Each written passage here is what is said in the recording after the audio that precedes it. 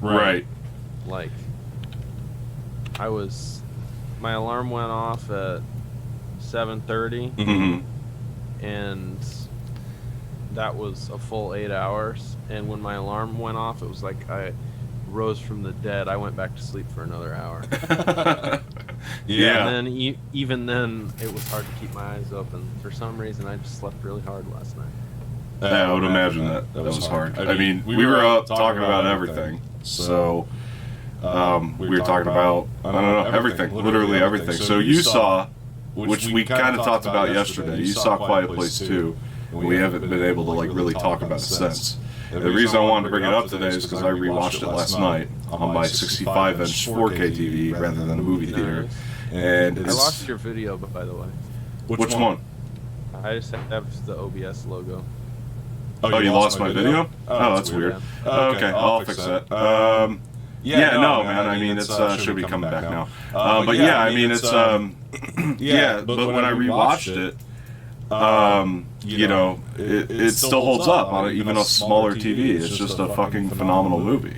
I don't think there's any other way to go about it. But I mean, you saw it, you loved it, right? I mean, you were like impressed, blown away. I said it was the best movie I'd seen in 20 years, probably. I know it's like a big statement, but honestly, it's a pretty lofty claim.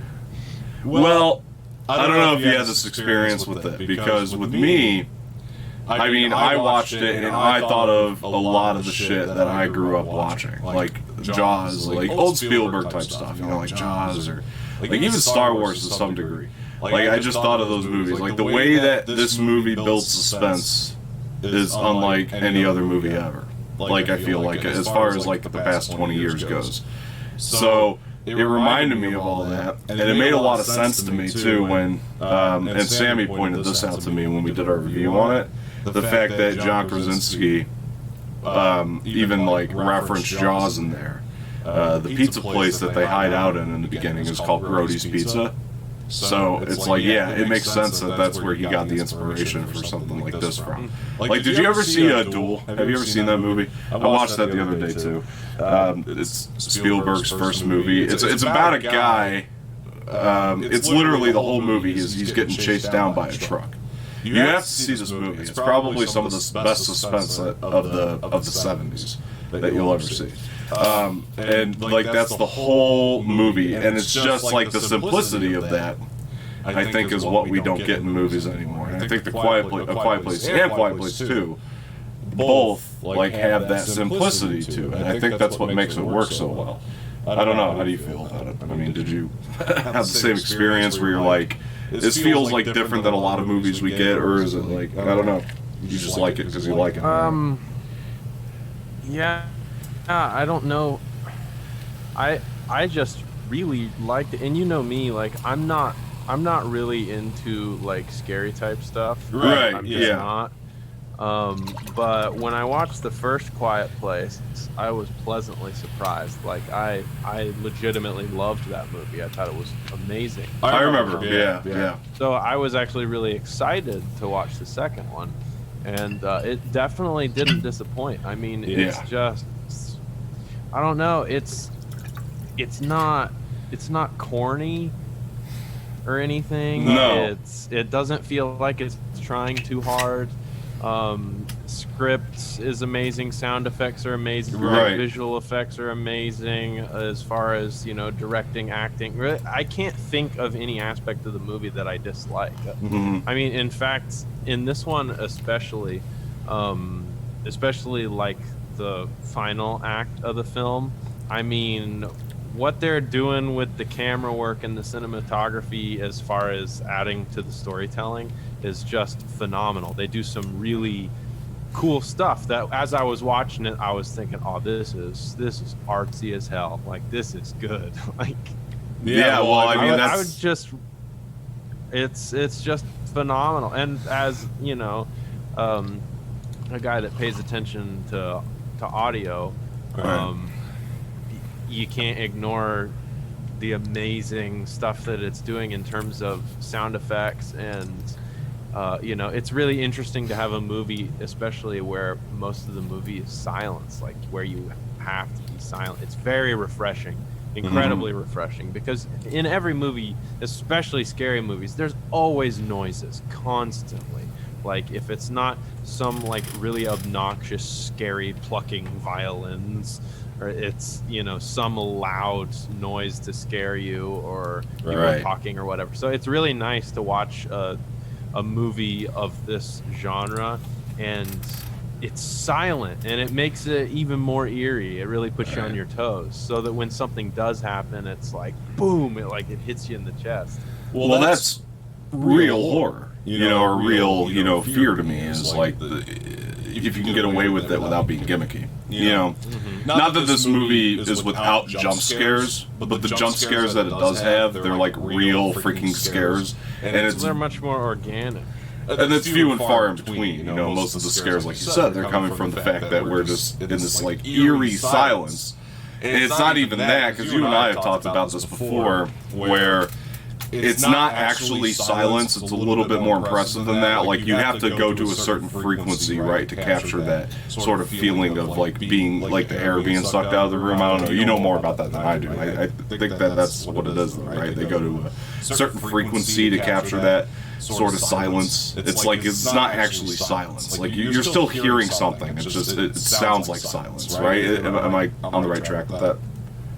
I don't know. I'd have to revisit and pay more attention, I guess. I just think that what makes this, when I think about it, what makes this movie really special,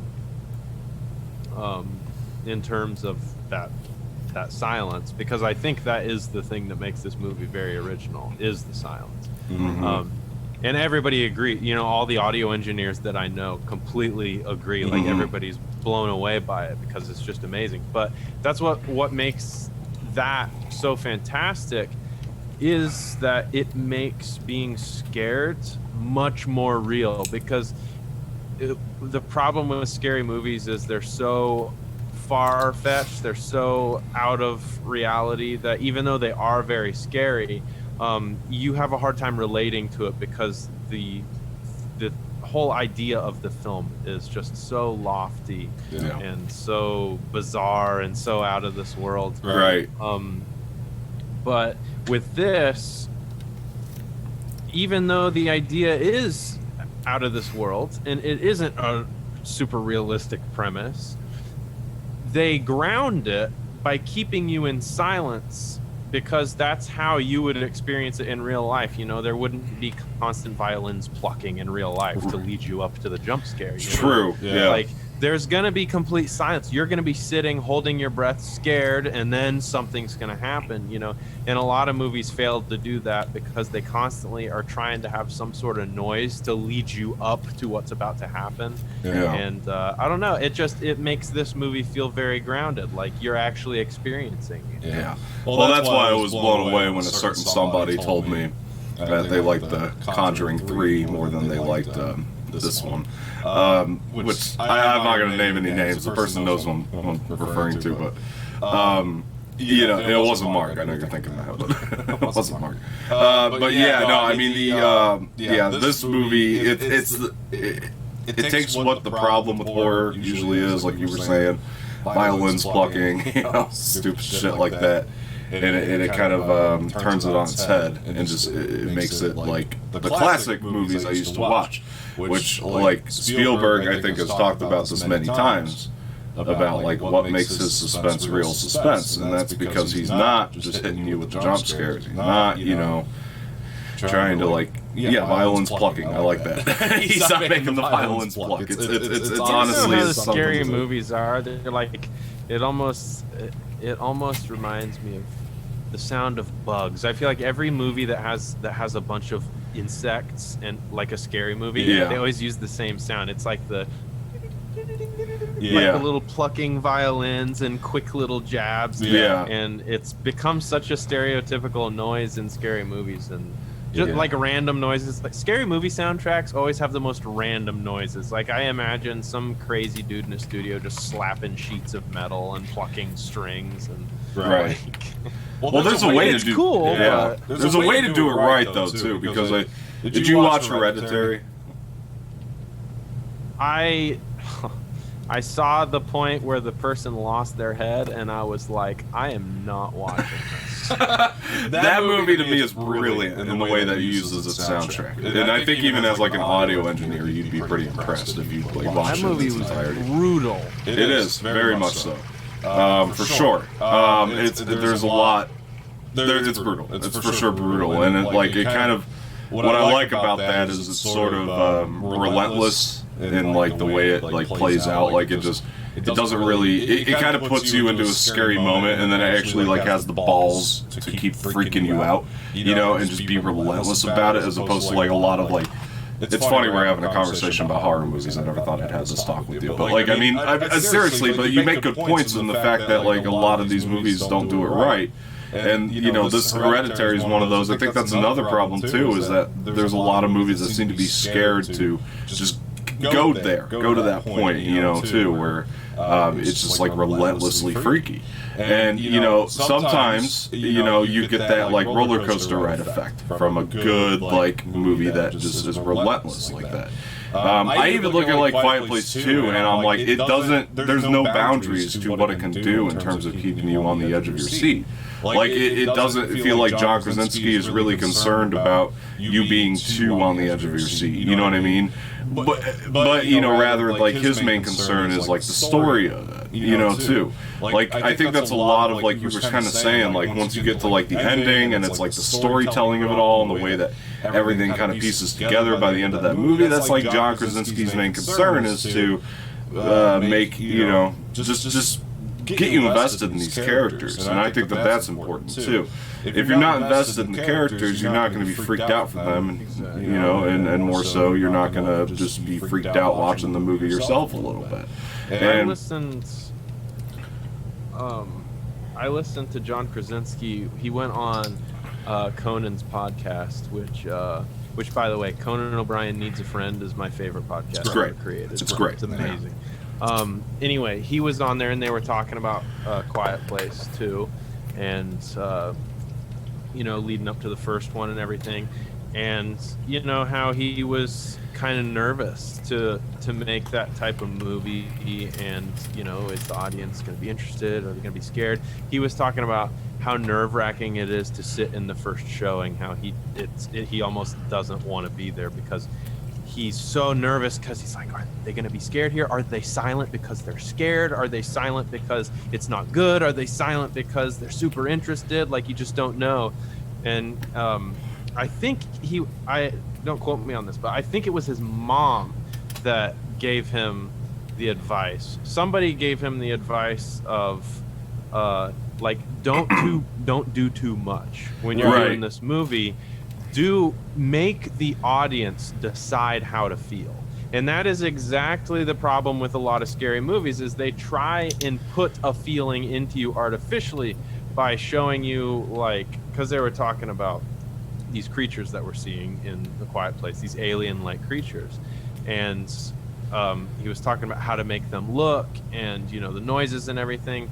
And they're talking about not overdoing it, because every movie tries so hard to strike fear in you by showing you everything, by making, you know, this incredibly complex creature and showing you, you know, how they got there, and the ship and all the different noises, and they build this whole story, and they leave nothing to your imagination. And so his goal for this entire movie was really to just show you enough to make you decide how you're supposed to feel. And I think the sound really adds to that, because you're in a lot of silence, and it gives you the opportunity to determine yourself how to feel, rather than the movie constantly leading you towards a feeling.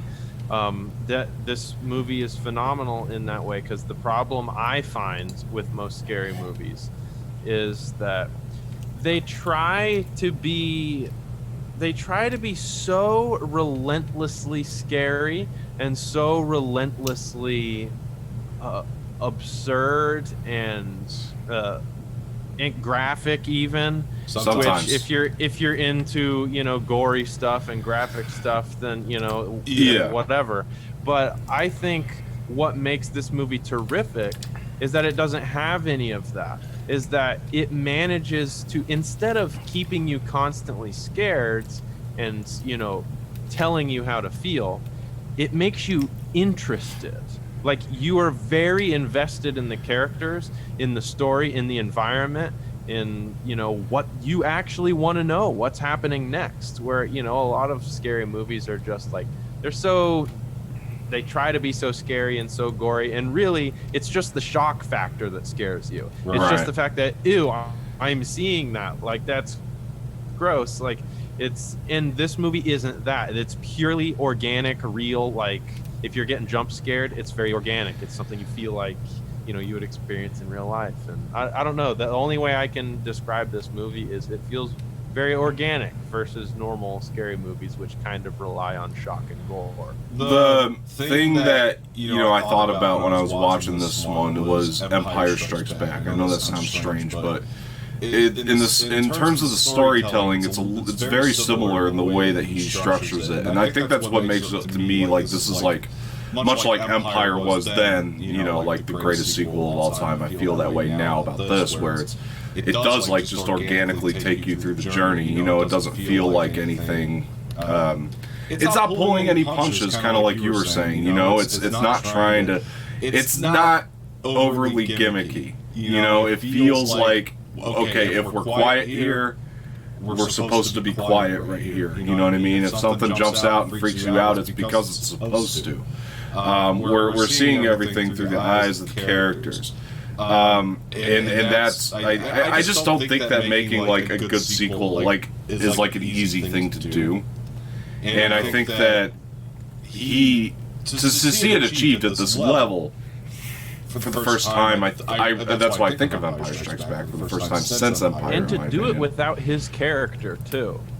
Right. Like, of course, we get to see a little bit of prequel to the story with his character, but to do a sequel and to do it without John Krasinski on the screen, it's crazy. You wouldn't think that it would work or it would be well received because people want to see John Krasinski on there. Maybe, yeah. I mean, Emily Blunt's pretty damn top tier. Damn, it worked. Oh yeah, she's definitely top tier. Yeah. I mean, she would have been missed just as much, you know, if she was gone versus him. Yeah. But the idea of not having both of them on the screen when they're the reason why we went to watch the movie in the first place, you know. Oh, sure. I mean, I think that's a testament to the first movie because he made the first movie about family, you know, and so if we're not, we already have investment, you know what I mean? So we're not like, I mean, we're missing John Krasinski, but we're supposed to miss John Krasinski in the way that the movie makes us miss him, you know, because that's how the family's feeling. They're grieving over the loss, but they have to move on. I think that's another thing I liked about this so much, is like, they have to move on. They're in the middle of a lot of stuff, and that's like, it just makes it that much more. It makes the stakes so much higher. It just keeps it going. You know, it doesn't feel like it ever stops. Like, this is one of those movies that really never lets up. You know, that's the other thing about it. We don't really have that a lot anymore, where you get a movie, you're invested, and then you just like, it never lets up. You know, there's downtime, but it's not like, but even in its downtime, it finds ways to keep you on the edge. And I think it's hard to do. It's got to be hard to do. I don't know how he did it. I still try to rack my brain around how he did it. Especially, and you know, I listened to a bit of that podcast too with Conan, and you know, I know like one of the things he mentions is, you know, he's not a horror fan. You know, like he's a lot like you in that way, where he's not a horror fan. You know, he didn't approach it that way, and I think that's part of the trick, maybe. You know, is that he doesn't approach it from the horror perspective. So he has a very unique set of eyes on this. He's a movie guy. You know, he knows movies. He knows how movies are supposed to go. I think the same could be said about Jordan Peele. Yeah. Because he comes from a comedy background, and you would never expect someone coming from a comedy background to make really good horror films. Right. But man, does he. Like, and I definitely think there's something to be said about that. I think we're seeing more and more that having somebody fresh come in and make a movie of a different genre isn't as bad of an idea as we've always thought. You know, usually if we see someone come in who normally directs a different type of movie, everybody's like, oh no, like everybody's worried about it.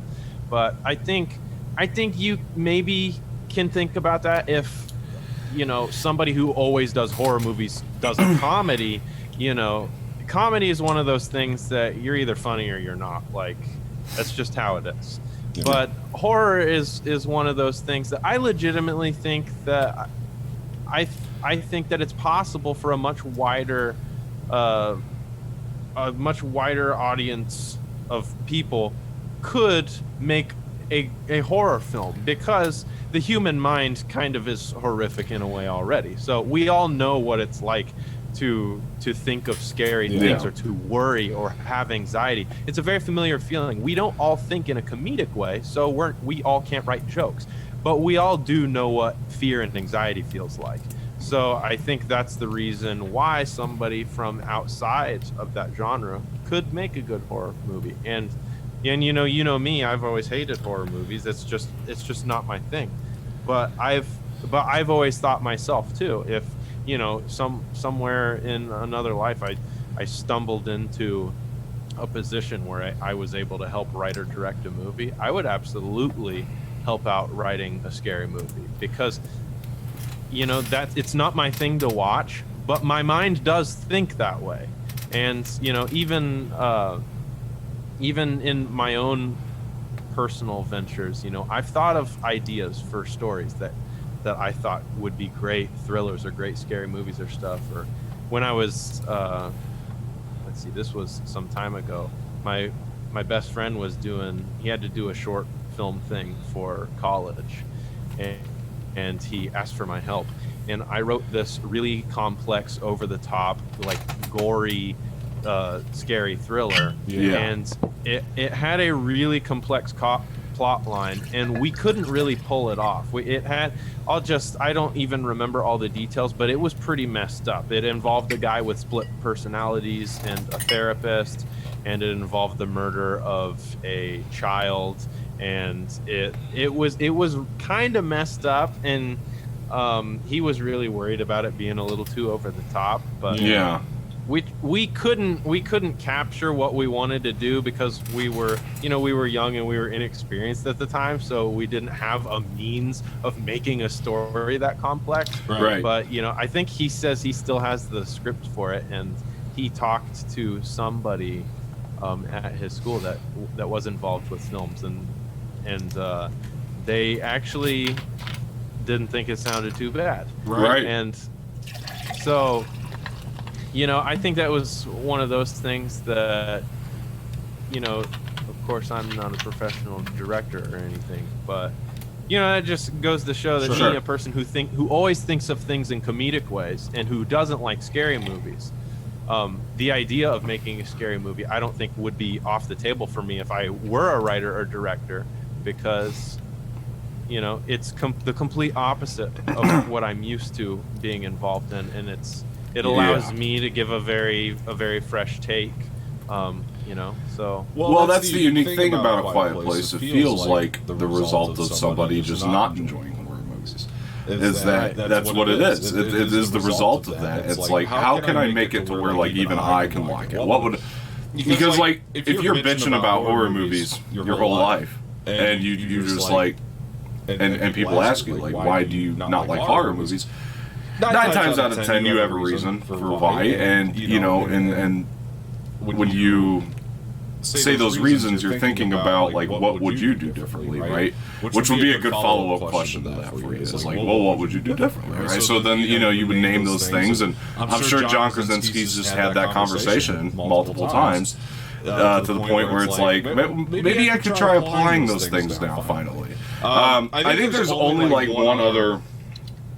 and I think John Krasinski's referenced this before, because there was, like, one other, like, really good horror movie that used the aspect of the family incredibly well, the way that Krasinski did, and that to me is Signs. That's like the only other time I've seen it done, but even like Signs, as much as I think it's great. I actually liked. Yeah, see, and that's because it kind of goes from the angle of the family, and it makes you like this family and sympathize with them. And that's just, I think that's, I don't know, maybe it just speaks volumes about family and why Hollywood makes 19 different car movies that are based around family now, but, that's, I don't know, like, because there is something to that family thing, you know what I mean? It's relatable. Yeah. I think most everybody, hopefully, can relate to, loving their family, right, and to being, or at least being terrified of something happening to somebody that you care about, whether it be your parents or your kids or your spouse or your best friends, somebody. It's something that we can all relate to. We all know what it's like to care about somebody deeply and be scared to live life without them. And so I think that really adds to a story like this, because you are worried about something happening to someone you love. So I think any really good scary movie should build relationships to the point where the audience feels a familiar sense of attachment that makes them scared to lose the characters. You have to be scared to lose the characters. You just have to, because what's the point of watching a movie when people die and you're like, well, I didn't really know that character anyway, so whatever. You gotta make it relatable to the audience, and family is a really easy way to do that, because almost all of us know what it's like to love family. Right. Well, I mean, that's in order to feel that, though, the stakes the way that you do and the suspense the way that you do, you actually have to lose the characters, which is why I thought it was just so smart for John Krasinski to take himself out of it in the first movie, because it just added so much more to the stakes, and people just think I'm like a dickhead sometimes when I say, people should die in movies. It's not me being a dickhead. I want to feel the stakes. I want to feel the suspense. Spielberg knew that very well. You look back at Jaws, he killed one of the main three, and it was like after that, it was like, oh shit, it's all off the table. Any of these guys can die. And you're really starting to feel that. I pulled this up because I wanted to see what this person said. I listen to them sometimes, every so often, and he kind of talks about the suspense of Spielberg movies, and I want to see if that's what we're getting at. Can you hear that? In this episode, I'll be looking at the beach scene from Steven Spielberg's Jaws. It was only the director's second theatrical release, yet he was already displaying himself to be a visionary craftsman. Hitchcock apparently once said, "Young Spielberg is the first one of us who doesn't see the proscenium arch. He has such a nimble way of orchestrating the camera. He has the structural precision of Hitchcock, with an added gift for making the images breathe more organically. Like Hitchcock, he rigorously storyboards his shots, but unlike Hitch, we're organically, folks, remember that, organically.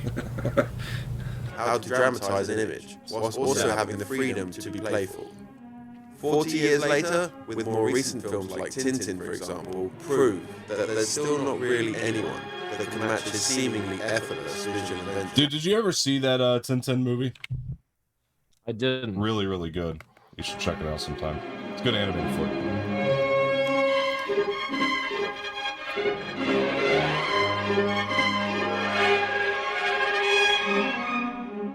Oh, let's see. I'm gonna fast forward this a little. Shirt. This colour is used throughout the sequence in a very deliberate way. It's often difficult to describe or analyse what the use of a colour means. You just get an intuitive sense of why it's being used. Hitchcock, for example, starts with a blank canvas and will then strategically add colour for dramatic effect. I would also recommend checking out the 60s work of Jean-Luc Godard, a bold influence on many of the new Hollywood directors of the 70s era, and a master of painterly colour design. As the woman goes into the water, the boy throws the stick, and with precision timing, the dog passes in between the woman and a younger boy. The camera changes direction, which is a jarring reversal, and forces emphasis on the young boy. It's as though Spielberg is telling us, this is what you really should be focusing on. That's so fucking technical in the most brilliant way, that's I don't know how you think of that even. Color coding here on the boy's shorts is also very deliberate. It's somebody's job to focus on stuff like that. That's the amazing technical thing about movies that most of us never think of. Even you know, even those of us that try to pay attention to stuff like that, usually we just end up watching the movie and kind of forgetting to look for that stuff. But True. I have like so much respect for like good directors and cinematographers and stuff like that, because you know, a really good technical director will purposefully do things like that to try and influence, you know, with camera movement and with colors and what lens they decide. You know, different lenses will, you know, show the scene differently. It will change depth of field. And you know, there are a couple channels, I can't remember what they are, but there are a couple channels I watch where they talk a lot about different lenses that they use for different movies and how it changes the intimacy with a character. Like if you use you know, a wide angle lens with a character versus using more of a telephoto that condenses the picture, it completely changes the intimacy with the character and with the scene in general. So there's just so much that goes into making a quality film. There's so much to respect if you know what to look for. It's just really hard to pay attention to that stuff because, you know, it goes over our head. Like, we can talk about it and, you know, we might pay attention a little more than a really casual viewer, but, you know, it still goes over our heads. Well, it's what he was describing here too. It's almost like a magician, right? Who uses like sleight of hand, you know, who wants to make you focus on one thing so you don't see what's coming elsewhere. You know what I mean? And that's actually it's like an illusion. It's brilliant. You know what I mean? There's something to that. That I'm always just so fascinated by it. Let's listen to this. It's all part of a subconscious suspense initiation, and a color like red has more obvious connotations. Alex, kids are beginning to croon. Let me go out a little longer. Just 10 more minutes. The camera continues to move with the boy, only Spielberg has him larger in the frame. This further heightens the emphasis on him, until he eventually grows smaller in the frame, revealing Chief Brody. Brody is completely unaware of the boy passing by. This clearly states that the information we just witnessed was designed purely for the viewer. The viewer has been primed for the danger, yet our lead protagonist is completely blindsided. And therein lies the initial tension in the sequence, between what the audience know and what Brody knows. People are sitting around the table, talking about baseball, whatever you like. 5 minutes of it, very dull. Suddenly, a bomb goes off, blows the people to smithereens. What do the audience have? 10 seconds of shock. Now take the same scene and tell the audience there is a bomb under that table and will go off in 5 minutes. But the whole emotion of the audience is totally different. The suspense tactics here are somewhat more crazy ass shit right there, dude. That's the truth. Like that was Hitchcock right there, just like spilling the truth, man. That's the trick, right? Like that's actually probably the best way to describe it. Man, it's simplified in that way. You know what I mean? Where it's like, I don't know how you fuck, man. There's people that are just masterful at this shit. I guess that was my point, though. Is like, I feel like John Krasinski has that. You know what I mean? It's like he's got that same idea or technique, but that's like really fucking crazy, dude. Like I never actually thought of it that way. I mean, it's kind of like what we were talking about with putting, like, purposefully trying to shovel feelings into your audience, like feeding your audience, versus kind of hinting, kind of cluing them in and them figuring out how to feel on their own, and it hits much harder. You know, like he said, if you have a bomb that goes off, you have a few moments of fear because the bomb goes off, you know, but, you know, as he said, if you tell them there's a bomb under here, it's going to go off in 5 minutes. And then, you know, what one director that doesn't necessarily think as technical would just show the horrificness of the explosion and the bomb actually going off. And somebody who thinks much more technically than that, a storyteller, is going to lead up to it. They're going to make you have a heart attack before the bomb even goes off. They're going to make you scared up until the moment that it happens. You know, it's... Well, I feel like that's a really good comparison I can give that is like, okay, so like Transformers, right? Like, explosions are just going off like every 5 minutes in those things, right? And it's like you lose a little bit of the luster, right? Because it happens and you're like, whoa, cool, explosion. And then you watch, like, for example, like this is a really good scene to actually use, is The Dark Knight, like with Joker, you know, the scene where he blows up the hospital, like, you know that the bomb's going off, right? Or not even that. Let's take it this way. Let's take it one step further. The scene where Batman has to choose between Harvey Dent and Rachel. It's like these characters know there's a bomb. You know what I mean? And they have to figure out what to do with that information. And that adds so much more stakes.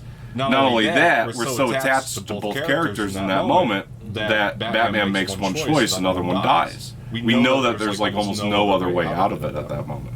So it's just like, that's suspense. That's like real suspense, as opposed to Transformers where you're just blowing shit up all the time in the Michael Bay movies. Means anything. There's just explosions. You know, you don't have any emotional connection or any stakes. There's just things are happening, and you're just like, well, I don't care about that. You know, it's cool, but it's not like pulling you in. Another example. Think of Star Wars. Think of Rogue One. That entire movie did that exact thing. You know, in the original trilogy, we know somebody had to get the Death Star plans. We know a group of people died to make it happen, but it was never explained. So there wasn't any sort of gravity in the original trilogy. There was no emotional sense of gravity or gratitude towards the people who had to die to get those Death Star plans. We never even thought about that. We were just like, oh, they have them, it's just a part of the plot line. That's, to me, why Rogue One is one of my favorite Star Wars movies, because it really humanizes that, and it expands on it. And now every time I watch the original trilogy, I know that there are all these characters that I care about, that risked their lives, that they changed everything by doing it. They drew out what was in the original series a mere sentence. They drew it out into an entire 2-hour film and got you attached to these characters and made you feel the gravity of that. And it changed how I perceive the original trilogy. Well, that's why I want in Star Wars, like so many other genres, to step within it, you know? Like, I think you could have a murder mystery Star Wars movie. I think that could be done. You know, get a group of like Jedi in the room, one of the Jedi's dead, and like do that in the Old Republic or something. Like small scale stuff where you're focusing on a group of characters, you know what I mean, rather than like having to expand it, which I like the expansion shit too. I'm not trying to say that stuff all sucks. I'm just saying that I feel like that some of the times the problems with like movies like that is like it feels like people are scared to just go smaller, you know, rather than, you know, they have to just blow it out of proportion. You know, and like every Michael Bay movie. I mean, it's always 100 different characters that we don't give a shit about, you know, by the time the movie's over, because we are so focused on, look at how cool this action scene is, rather than, you know, look at like, what are these characters going to do with this insane information, you know, and I think that's like, there's something to be said about everything that Hitchcock was saying in the video there, you know, like, it's all... Like, I don't understand why every filmmaker just doesn't like take that small advice. It really bothers me a lot of the time. Well, it's because they have a story in mind, and the story itself is really large, and they want to show you this large story, but they only have so much time to do it, and it's like their eyes get bigger than their stomach. You know, when you go to the buffet and you pick out too much food than you can actually eat. You know, they write these big, incredible stories, but they make them so big that they don't focus on the small stuff. And it changes the stakes of the movie. It doesn't make the stakes of the entire big story as high as you would have liked. You know, it's like in photography, for instance, if you take a picture of a beach, like, and there are people on the beach, like, it's cool to take a picture of a beach, but what's even cooler is if you go on the beach with your camera and you take a picture of the person that's playing football with their son, or, you know, throwing baseball with their son, or, you know, tossing their daughter in the air. You take a picture of the person that's surfing the wave. Like, it's taking a picture of the entire beach, and you just like, oh, okay, that's a pretty cool beach, versus making a series of photos about individual people's lives that are on that beach. And it really makes you think of the big picture quite differently. And I think that's what is so interesting about like murder mysteries, for instance, like a movie like Knives Out, because the plot of the movie isn't like you're gonna save the world, you're gonna save the universe. Like, it's not some giant thing. It's literally somebody died, who done it. Like, that's it. It focuses on a very small point, and it allows you to really get intimate with the characters. And I mean, we're talking about a story that only happens in a few days, you know. And a lot of movies are so focused on a big idea that it's like, okay, we're gonna save the world and we're gonna make this movie over the course of a year. And it's like, okay, well, why don't you focus on something a little tight? It's like making a movie about World War II versus making a movie just about D-Day. The movie about D-Day is gonna hit much harder, and then make a movie about another battle, you know. Well, that's one of the things I liked about the sequel trilogy for Star Wars. Like, those movies, they tended to, at least to their credit, you know, make sure that the stories just span over a short amount of time, you know, and not so much like, you know, like, we're gonna take this over like quite a few days. You know, they always try to keep it somewhat small.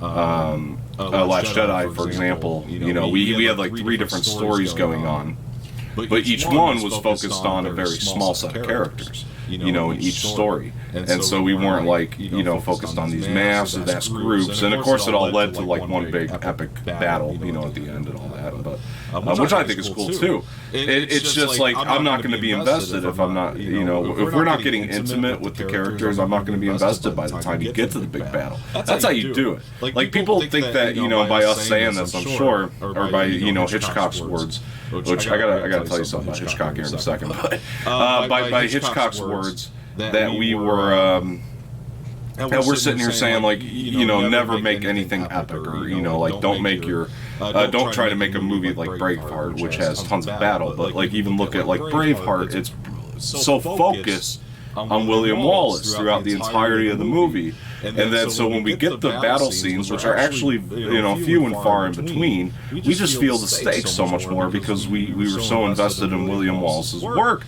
by the time we got to those battles. But Hitchcock, I want to tell you, there's a movie you need to watch. First of all, I watched 2 Hitchcock movies recently that I hadn't seen before. Number 1 was With Your Cousin, Cary Grant. It was a movie called Suspicion, and he's a fucking lunatic in that. And I swear to God, Adam, you two are absolutely related. I was watching this movie, and I was seeing the way that he portrayed like a lunatic, and I'm like, this is the way Adam would portray a lunatic. If Adam did a movie like this was it, like that's exactly how he would do it. Gotta see that one. That's pretty interesting. But the other one, this is the one I really want you to watch, was The Trouble with Harry, which is, I guess, Hitchcock's like first attempt at comedy. I pulled up the trailer, which we'll have to play without sound for copyright purposes and all. But like, I'll break down what's going on here in this. So like, it's The Trouble with Harry. So basically, The Trouble with Harry is that's not Harry, by the way. All these actors are like a part of this town. And Harry dies because the captain, and he's like a ship captain that lives in this town, accidentally shoots him. And like, you'll see this kid here, I think. He hopefully they show this. He like comes across Harry and just doesn't even, well, the kid's like the only one that cares. And he like goes off and tells his mother, and then the mom comes over. She doesn't even care that there's a dead guy laying in the middle of the woods. And this is like, this in particular day that this guy died from an accident. There's Harry. Everybody just comes across him and they're like, oh, it's just a dead guy. But it plays in a way that's kind of like Airplane. In a way, like, it just feels like that in the beginning. Although, like, you're watching this and you're like look at this girl right here. She's gonna look at it and he's nervous because he accidentally shot him, and she's just like, oh, yeah, that's peculiar. And she just walks away. This woman finds it, and she's just like, oh, well, yeah, you know. Like, nobody really seems to care about this dead body, and that's kind of the mystery to the story. But the way it plays, or this guy, he takes his shoes. Kicking him. He just takes his shoes. This movie is hilarious, dude. And, like, nobody had the balls, I feel like, back then to, like, make comedies that were, like, as dark as this one. Like, it's so funny the way that people just they just talk about this dead body, like, nonchalantly. And it's crazy to me that, like, this actually was able to be done back then. But hilarious movie, you gotta watch it. This guy just trips over him. It's just like everybody just, yeah. Nobody in this town gives a shit that there's a dead guy. He's like, oh yeah, keep walking. And yeah, dude, his feet still down the bathroom. Oh my god, you gotta watch this flick, dude. If you're like a fan of like the airplane and like your Naked Gun, you know, like you gotta see this one. This is like Hitchcock's attempt at that in a way.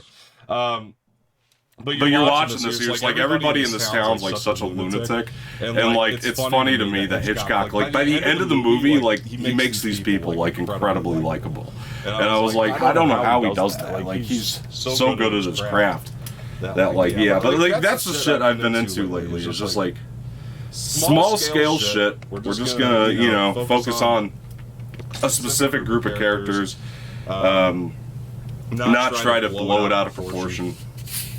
And things like that. Like that's just, it always works so much better, in my opinion. And I don't know why, I just don't know why directors like strayed away from that. You know, it seems like there's a big problem in Hollywood right now where they don't know how to revert back sometimes. We're kind of slowly getting there. Like we've had like, I think between like Joker, Quiet Place 2, Knives Out, like we're slowly kind of coming back to that place. But it makes me laugh because people always question like why do the movies that get nominated at like the Oscars and things like that, and I think that's the answer to the question. Stories. Right, they tell stories and nobody else does right now, you know. And it's like the more I just watch movies, the more I'm just like I'm figuring this shit out, you know, or I'm trying to. Well, it's like everything else in the world and with our country. When you get too focused on making a profit, then other things suffer. And film has been an example of that. When Hollywood realized that they could make a franchise and capitalize on it by telling the same story over and over with the same characters, with louder explosions in different places, like they started focusing on quantity instead of quality, and they started just pumping out franchises and pumping out just big name action movies and scary movies and things that get people's butts in the theater seat, and that's what they focused on. And I think we became so accustomed to seeing just loud in your face action effects, stuff like that. Now a large percentage of the population, that's what they want in a movie. They want a movie that they feel like is an escape from reality, and it's loud and there's a lot of stuff to look at, and it's taken us away from storytelling, from that minute storytelling that we're talking about, where instead of focusing on a war, you're focusing on just one of the battles. And instead of showing a million explosions and making the audience go ooh ah, show one explosion and show the drama leading up to that explosion. Right. And people those for anybody watching that thinks the Oscar nominees are always crap, I'm telling you to pay attention, to watch some of the Oscar nominees sometime and pay attention to what's different between those and blockbuster films, because the blockbuster film is focusing on a bigger picture and doing it bigger and louder and just keeping your attention, whereas movies that tend to be nominated for these bigger awards, they're nominated not because they make a lot of money, they're nominated because they're very artfully thought out. The shot composition, cinematography, storytelling, It's not about explosions and in your face CGI and stuff like that. It's about making you feel something. It's about getting you attached to the character, getting you attached to the story, making it feel grounded, making it feel like something you could actually experience. You know, it's about art. It just is. And you know, I'll die on this hill. I love Oscar nominees. You know, there's always debate about what should and shouldn't be nominated for Oscars. You know, sometimes you feel like there are things that missed out, but for the most part, usually at least 50% of the movies nominated every year, I end up being like, wow, those are really good movies. Well, part of the thing that people don't understand too is when they watch those Oscar nominees is that it's all subjective. So not all of them are going to hit you the same way they hit somebody else, but you need to be able to analyze it objectively to where you can see, like, okay, maybe I can see how that hits somebody in a certain way. Like Minari is a really good example of this from last year. Like, I watched Minari and I thought it was a really nice movie. You know, I thought it was a really sweet one. Not my favorite of the nominees by any sense of the word, but like I thought it was a really nice movie. But what I'm thinking about when I'm watching something like that is how it's impacting Asian culture. I'm not thinking about how it's impacting me. You know, and I think that that's another thing people need to realize when they're watching this. It doesn't mean the movie's going to be for you. It just means that it did impact somebody on some level. And Minari being like an all-Asian all-Asian cast, almost none of it's in English. I mean, there's some in English, but most of the movie's not. But I'm just still thinking about like the fact that like A24, an upcoming company, you know, made a movie with an all-Asian cast that, you know, touches on so many different subjects that's going to relate to some people, you know, especially like the farming community, which is a lot of what that movie touches on. So if you're an Asian that came over to the country and you became a farmer and you struggled for a while, you're probably going to relate to that movie. It's not going to be for everybody, but you have to look at it objectively sometimes and see who this movie's for and why did it get nominated. And that's why I can watch something like Minari and go, that was really great, is because that's the perspective I'm thinking of it from. I'm not thinking of it like introspectively, which I think is a lot of the problems with the modern audience too, is they tend to watch things very selfishly, you know, a lot of the time. And no fault of theirs, that's just the way Hollywood's pampered them, you know, or, you know, brought them up. It's like, well, we're going to give you a lot of spoon-feedy type shit, you know. And sometimes you get one of those types of artsier type movies, like A Quiet Place, for example, that just hits most people, you know, in that way. And that's a very cool thing. And there's really no good answer as to why, I don't think. I think it's just it's a gamble. I think every time you turn one of these out. And Kevin Smith had a really good point about franchises. I listened to him talk on Rogan about this, where he was saying, where franchises, the reason that you get a lot of franchises, and some of them are really great, so no doubt about it. I mean, that's fine if you like franchises. I love Star Wars, I love Marvel. But, you know, the thing is with that, the reason that Hollywood does this, and this made a lot of sense, and I'm paraphrasing his point, but it'll stand true either way, is because if you build a house, and you're like, I'm not happy with this house, there's things I want to change about it, you're not going to go build a new house. You're going to change things within that house. You know what I mean? So you have the foundation right there. Why would you go spend the money to build a whole new house? You can save a little bit on resources at the very least if you just use the foundation that was built and then just build on that, which is fine. You can do that and make really good shit. It's not, you know, but, you know, to your point about the franchises and how Hollywood likes to recycle shit, that's why. You know, is because they have the foundation. Sometimes it works, sometimes it doesn't, you know. They've got a blueprint, and they know the blueprint works, so they're going to keep using the blueprint.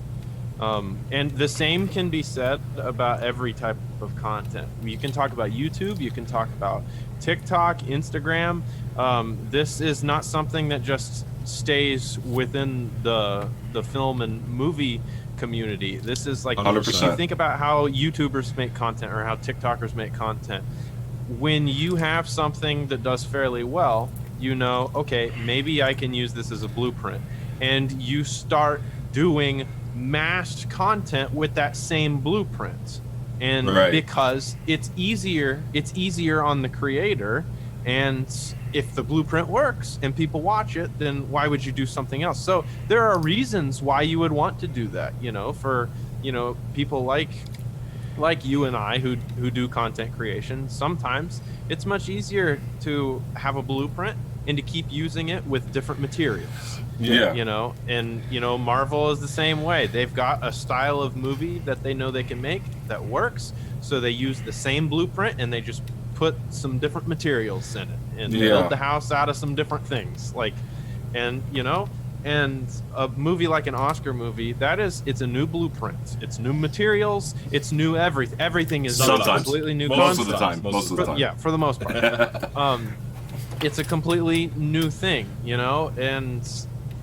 and that's what makes them special to me. Right. And that's not to say a movie, like Star Wars or Marvel can't be special. But what is really special about more of an artsy film is that that it's going to be a standalone and that it's not really going to be from anything else. And also, I was going to say, off of your topic, you were talking about that one movie being kind of niche in that they had an all Asian cast. Minari, and it's going to hit harder for that audience. So it might not connect with everybody because not everybody can relate. That's the reason why they make box office smash hit action movies and franchises, because these are things that, like I said, it gets butts in theater seats. They know everybody's going to watch an explosion and go, ooh, but not everybody is going to relate to a movie about a specific group of people or somebody with a specific problem that everybody doesn't have. But the reason why movies like Minari, which I didn't see it, but the reason why movies like that and about very specific things with very specific people in it, or people with very specific backgrounds or problems. Even like Joker's a little bit niche, right? That's a good example too, because even in some level, even though it's a comic book character everybody knows, they approached it from a niche standpoint to where it's like you probably know somebody who has problems that are similar. You know what I mean? And I think that's a good example too. Anyway, I didn't mean to interrupt you. I was just saying like that's just like another good example, something you have seen that maybe you could go off of too, because it's But you make good points. Because when you hit a very specific point, the problem is not everybody's going to feel like they can relate to it, so you don't get butts in the seats. But the positive thing is whoever that movie was made about or for, that group of people it's hyper focused on them, and they're going to feel so touched by it and so attached to it that it's going to become a classic within the group that it's supposed to touch on. And then you get the chance of other people who maybe the movie isn't exactly about, or it's something that they can directly relate to because they're not experiencing it. But you get people who are interested in that, or who are empathetic towards other people and other people's problems or experiences. And you get people like us that watch it and we feel something, even though it might not be about us or a problem that we struggle with. We suddenly start to empathize with it. Right. Because we're looking for that, and we want to feel that. And not everybody is going into a movie looking for that. A lot of people go into a movie looking just to be entertained, and if that's you, then that's not. It's cool. We're good with it. It is what it is. It's fine. Like I'm not bashing people for not liking Oscar movies. They're not for everything. It's more about just giving people a different way of looking at it, maybe. So because there's a lot of people that watch this kind of stuff and they do nothing but bitch. It's like, why should I care about their problems? You know what I mean? Why would I watch this movie? I don't care about their problems. Like, maybe you should watch it to get educated on those problems, though. Because there's a lot of education that needs to be done. I find myself watching movies for educational purposes most of the time, whether it's to see, how the movie was made, behind the scenes, to pay attention to those little minute details, or because the filmmaker wants to educate me on a culture that I might not necessarily be a part of. And I think that's what makes it so fascinating. But, on the flip side of that, that's what I felt like, and wait till you see the finale, you'll know exactly what I'm talking about. with Falcon Winter Soldier, which had so many people bitching about it. I liked it because it had the balls to focus on a niche group of people, that not a lot of us might be able to relate to. And it talked about real-ass problems at the end of the series. Again, don't want to spoil it for you. I'm excited for you to see it. I think you'll understand why it's my favorite, because it does... It's the one that had the balls to be like, to give a statement and a message behind it. And people, one of the things I was talking to Sammy about this quite a bit not too long ago, and this pisses me off. We're just going to rant right here, because I feel like you have the same problem in entertainment. Maybe not. Maybe I just take it too seriously. But in all honesty, like, this really pisses me off. The fact that, okay, I know people in this who work in this space and, you know, do YouTube and shit like that. A lot of them. And this is a common trend, is where they watch something like an Oscar movie and they're like, it was innovative, it was incredible, it was great, it had this really powerful message, and you should like it because this, that, and this. Which is whatever. If you're passionate about it, I'm all for it. You know, because most of the time I feel a lot of the same way about a lot of movies. Because, like Minari, as a good example, I mean, like I was saying, I looked at it objectively, and people should really watch that and become educated on some of the struggle that these Asian families have when they come over to America. They try to, you know, be farmers, and, you know, they struggle. That's a good thing. But what makes me really irritated is when a Star Wars or a Marvel movie tries to take that up and people just fucking bitch about it the whole time.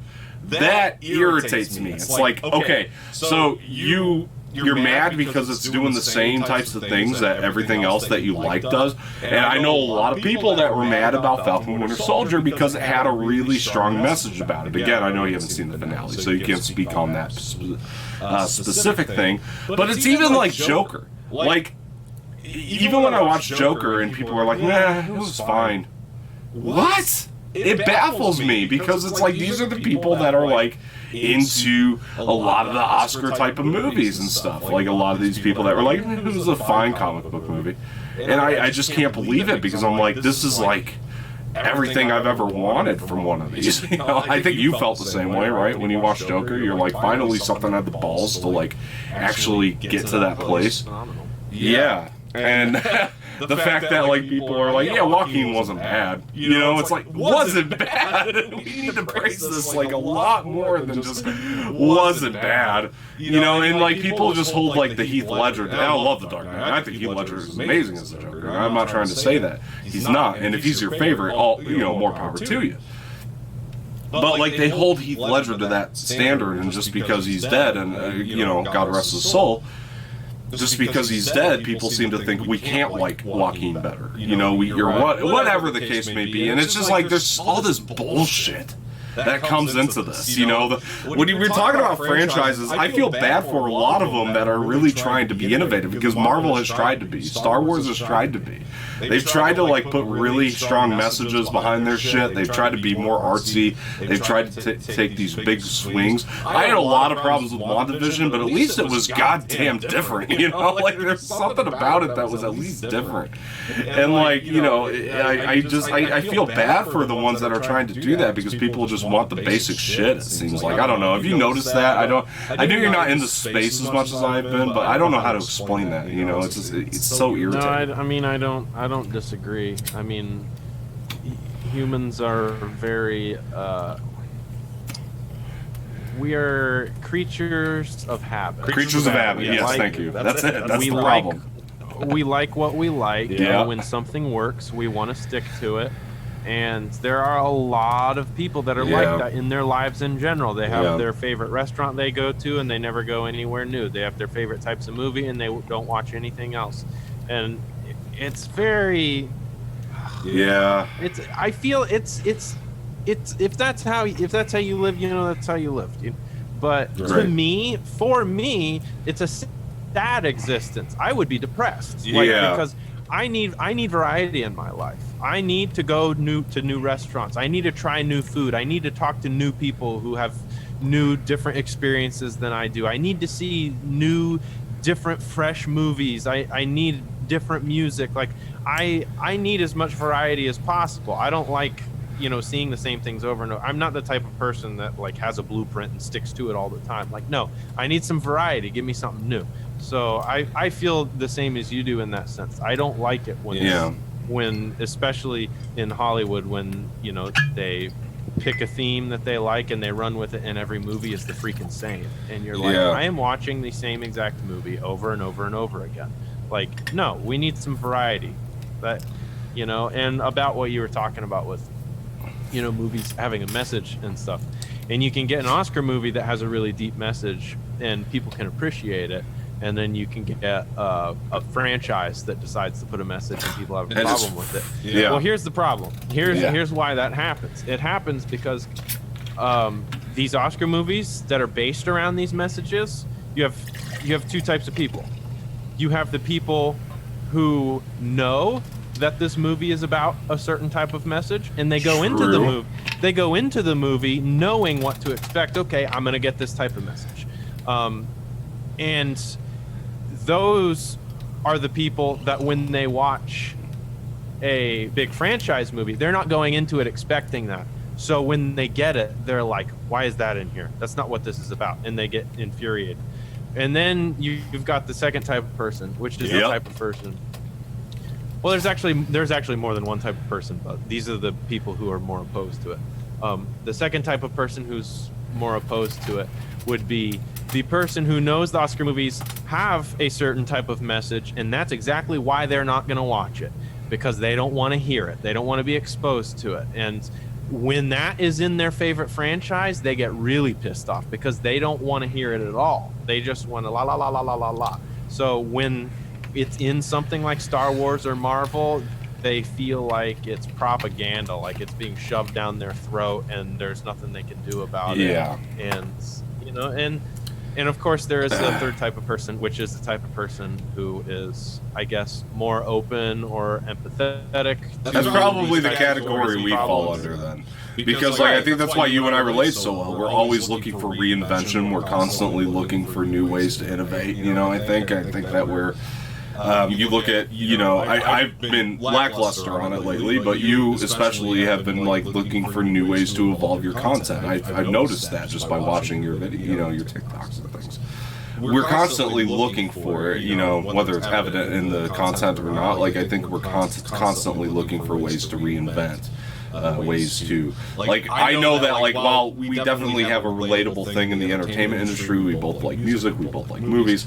Every time we come on to do one of these, we know that it's going to be a different conversation than the one we had prior. We're not going to talk about the same type of thing because new information happens every day. We're going to constantly take that information and reinvent our opinions. You know what I mean? Opinions don't have to stay the same always. We, I think, recognize that as people to where I think that if we're human beings, it is a sad existence to sit there and just like the same shit all the time. I expect this from this, so if it does this, I'm going to be happy. Right? And that is a very sad existence in my opinion. And I don't know. I mean, we could get into the psychology of it, I guess, but I think a lot of it just really has to do with the way that people are raised and where they come from, their backgrounds, a lot of the time, or what they just... Excuse me. I don't know. It's a bunch of different factors, but... It could be it could be a psychology thing also in some people. Some people who were raised a certain way and had a certain amount of instability in their lives, and they live everything very by the book, very blueprint. I expect this from this, and this is why I consume this, or this is why I go here. Somebody who doesn't have a lot of stability in their life might be looking for that stability. So, and that's how it is. I think not everybody is like that. A lot of people like what they like, but I think there definitely is a case in terms of psychology for some people who are very strict about having to keep things within the blueprint. But it would be very boring to constantly experience the same thing over and over again, But a lot of people want that. It's like in Marvel when they kill off your favorite characters for the sake of the story, and half the audience is just outraged. Right. Because what do you want? Do you want these characters to stay alive forever, and we constantly know every time there's a movie that they're gonna beat them, everything's gonna be okay? You already know the ending of the movie before you watch it. You know, you and I can even relate to. We don't want our favorite characters to die. There's part of us that does want to see them over and over again. You know, we want to see Iron Man over and over again. We want to see, Luke and Leia and Han over and over again. We want to see these characters because they comfort us, and it's what we're used to, and we're attached to them. So there is even a part of us that feels that way, and we'll be upset to a certain extent. Of course. But deep down, we know the story has to evolve. The story has to change. Sometimes your favorite characters they have to die to make room for new plot lines and new stories, so that the story can evolve and be special for another generation of people. Yeah, and I think that Luke Skywalker's my favorite character, and it's part of the reason I respect Infinity War so much. It's the first movie where the Avengers lost, and it's like I want to see that because that's innovative. It's different. We're changing the tide a little bit here. We're trying to just do new things, and like a lot of people just can't grasp that. And it's not to say that you shouldn't have fair critiques on things. Everything is open to criticism. Always is. It should be. It's part of what makes this whole thing so fascinating. If we're going to be content creators, let's sit here and be fucking honest and talk about the things we didn't like as well as the things that we did. But there's things that are not fair criticisms, I think that if you watched Infinity War, for example, I do know a couple people that did have this criticism. Well, it sucks because they lost. That's not a criticism. You're just pissed off about something that you can't get over. It's not a criticism. That's where the story went. You don't get to fucking decide. You don't get to decide that. That's not a criticism. A criticism would be, I think that it's like, okay, if they want to make them lose, that's cool and different, but I think that they could have done it this way. That's a critique. You don't go on your fucking internet page and start yelling and screaming about, the fact that, all the Avengers are gone now. What are we going to do? Don't do that. That's not a critique. You're not a critic. It's not a realistic take. It's not realistic to expect everybody to stick around all the time and the good guy to always win. And I think that's part of what we were talking about, the comfort that people find in knowing the outcome.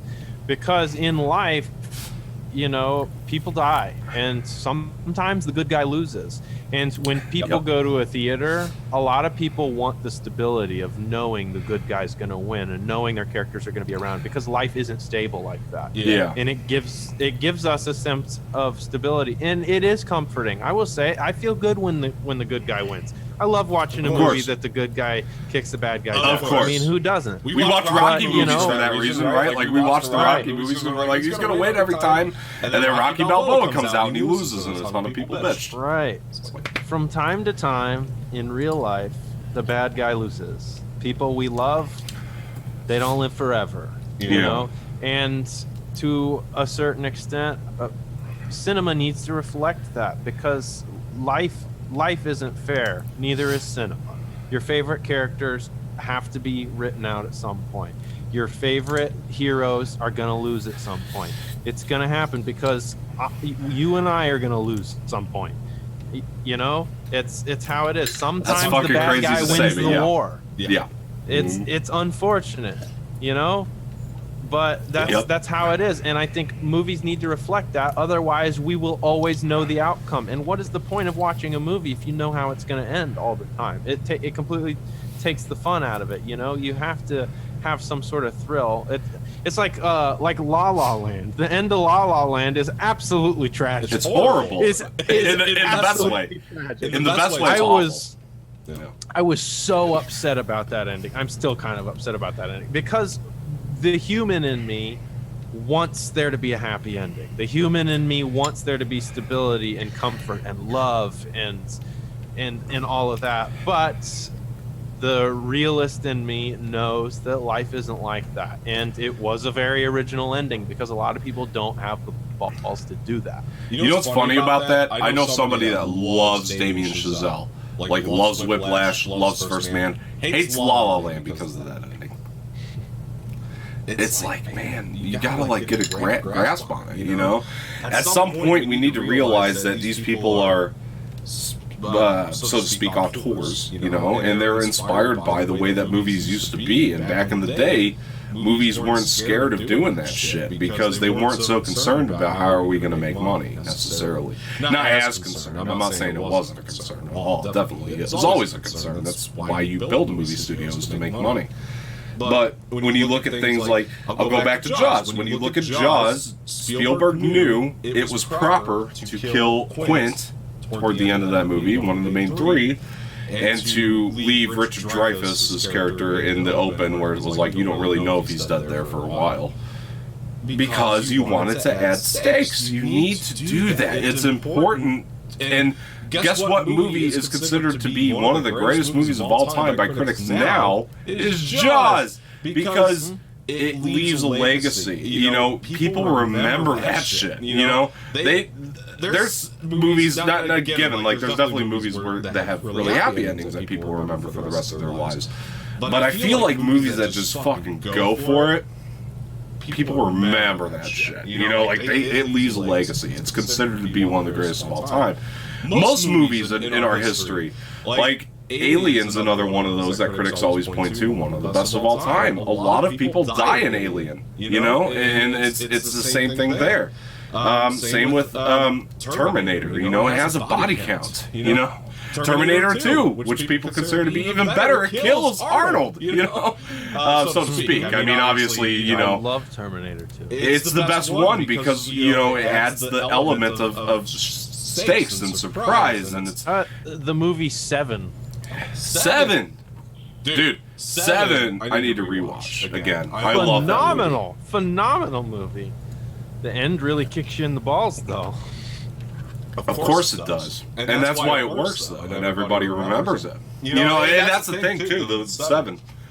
That movie is like one of those movies that like people like. A lot of horror fans like definitely take to Seven because of its brutality and things like that. But that's a really good example to get into what we're talking about here, because the imagery is like so few and far between with that one, you know? And a lot of it is focused on Morgan Freeman and Brad Pitt's story and building them as characters and things like that. And it's a very... People like David Fincher, who did Seven, and then like Tarantino, like they understand that, you know, having a lot of dialogue in your movie is not necessarily a bad thing. And that's something that we've kind of strayed away from too. You and I, Murder on the Orient Express is a really good example of that. And like I try to warn people of this when I recommend that one to them. I tell them it's a talkie. And that's why I like it. You know, movies aren't talkies anymore. You know, we've strayed away from that too. We've strayed away from dialogue-heavy movies in Hollywood. I love a talkie if the characters are interesting. Exactly, and I think Murder on the Orient Express was very underrated for that reason, because it was marketed as a Hollywood blockbuster. It had a very Hollywood cast, and people went to see it, and it's like, oh, it's a bunch of dialogue. It's like, yeah, that's what it's like in the fucking book, because the person who wrote the book understood that building your characters and having interesting dialogue is important. You know, Agatha Christie understood that when she wrote the book. The book is also brilliant, by the way, and the movie came really close to it. That's why I like the movie so much. It's a really damn good flick. It reminded me of a lot of the older shit that we don't get anymore. Even Kevin Smith in his early years. By the way, I got to show you the scene, because I was watching Clerks the other day. A very dialogue-heavy movie.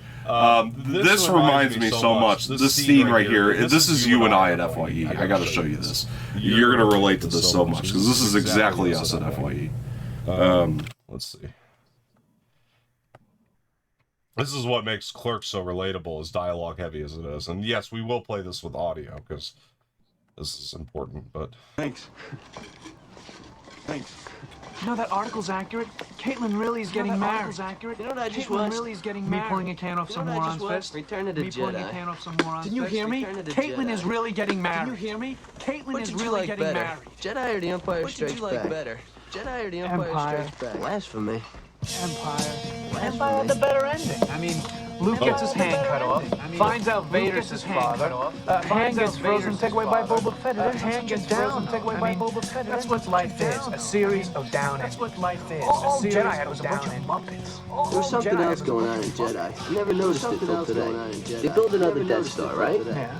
Now, the first one was completed and fully operational before the Rebels destroyed it. And the second one was still being built when they blew it up. Compliments of Lando Calrissian. Something just never sat right with me that second time around. I could never put my finger on it, but something just wasn't right. You figured it out. The first Death Star was manned by the Imperial Army. The only people on board were stormtroopers, dignitaries, Imperial stormtroopers, dignitaries. So when they blew it up, no problem. Evil's punished. The second time around? The second time around, it wasn't even done being built yet. It was still under construction.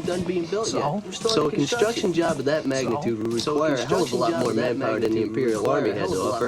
I bet they brought independent contractors in on that thing. Plumbers, aluminum siders, roofers. Not just Imperials. Is that what you're getting at? Exactly. In order to get it built quickly and quietly, they'd hire anybody that can do the job. Like the average stormtrooper knows how to install a toilet main. All they know is killing in white uniforms. All right, so they bring in independent contractors. All right, so why are you so upset at its destruction? All those innocent contractors brought in to do the job were killed. Casualties of a war they had nothing to do with. All right, look, you're a roofer. Some juicy government contract comes your way. You got a wife and kids, a two-story in suburbia. This is a government contract, which means all sorts of benefits. Along come these left-wing militants and blast everything within a 3-mile radius with their lasers. You didn't ask for that. You know personal politics. You're just trying to scrape out a living. Excuse me, I don't mean to interrupt, but what are you talking about? The ending of Return of the Jedi. My friend here is trying to convince me that any independent contractors who were working on the uncompleted Death Star were innocent victims when they were destroyed by the rebels. Well, I'm a contractor myself. I'm a roofer. Done already home improvements. And speaking as a roofer, I can tell you a roofer's personal politics comes into play heavily when choosing jobs. Like when? 3 weeks ago, I was offered a job up in the hills. Beautiful house, tons of property, a simple reshingling job. They told me if I could finish it in 1 day, I would double my price. Then I realized whose house it was. Then I realized Dominic Bambino's. Babyface Bambino? The gangster? The same. The money was right, but the risk was too high. I knew who he was, and based on that, I turned the job over to a friend of mine. Right. And the next week, the Ferresi family put a hit on Babyface's house. My friend was shot and killed. Didn't even finish reshingling. No way. Didn't even finish reshingling. I knew the risk involved in that particular crime. I knew the risk involved in that friend wasn't so lucky. Any contractor working on that Death Star knew the risk involved. If they got killed, it's their own fault. If they got killed, a roofer listens to this. Not as well. A roofer listens to this. So fat. Brendan, you're not... What the heck is going on here? Yeah, there you go. That's like definitively us at FYE, though. Like, that brings back memories. How many people do you think stole shit while we were just having conversations about Star Wars, too? That was the other aspect in there that I thought about. I was like, I bet you... When Star Wars conversations happened, yeah, we had a pretty big blind spot. It's the truth. We'd always have those customers that wanted to get involved in what we were talking about. Oh, yeah. Remember when we were having a heated debate one time, and I don't think either of us really realized anybody was in the store, but there was one lady in the store. I remember she this specifically. And she walked by and laughed, and she was like, I'm just really enjoying listening to you two. And that's why we're here. That's why we're here today. It's the truth, man. It's like, it's so like... Yeah, I love Clerks because it is very reminiscent of that. You know, that time at FYE where you and I would just shoot the shit about Star Wars or whatever the fuck, you know. And it's like, I guess to bring it back full circle, I mean, that's the point here is like, dialogue-heavy movies give you shit like that. It can be about... Clerks is literally a movie about nothing. You know, it's like Seinfeld. You know, you and I think we both find the brilliance of Seinfeld in that. You know, like to where it's like it's about nothing, but a lot of the conversational stuff you could really fucking relate to. You know, in Seinfeld. I used that to pitch a podcast idea to a friend out here. Somebody that I met not long ago, but I thought I was thinking about making a podcast. You were telling me about this a little bit. Yeah, but I was like, I need somebody that lives around me that can co-host and come over and have conversations and stuff. And I was like, I had just met him not that long ago, but I was like, I feel like that we could vibe on camera. Like, so it's like, Do you want to be in my podcast Sure. about nothing? Like, we're just gonna talk about nothing, you know? Yeah. Nothing in particular. Right, exactly. Well, that's why I respect Jerry so much. That could not have been a very easy pitch. You know, like to give to NBC, you know, at the time. Like, they that couldn't have been easy for him to go over there and pitch a show like that. I mean, they even kind of revisited how that was in the show itself, you know, a little bit, when him and George had that idea. And it was like, yeah, I mean, it's like NBC's going to look at you like you're fucking insane when you pitch them that show. But we're kind of entering an era now, and I think it's part of the reason Seinfeld's legacy has lived so long, to where we're just like really into that like long form talk thing. I think that there's two factions right now. There's people that really want the long form talk, and then we have this other faction where people just want really short shit, you know. And there's no in between anymore, you know. You can't really, you know. It's very hard to navigate.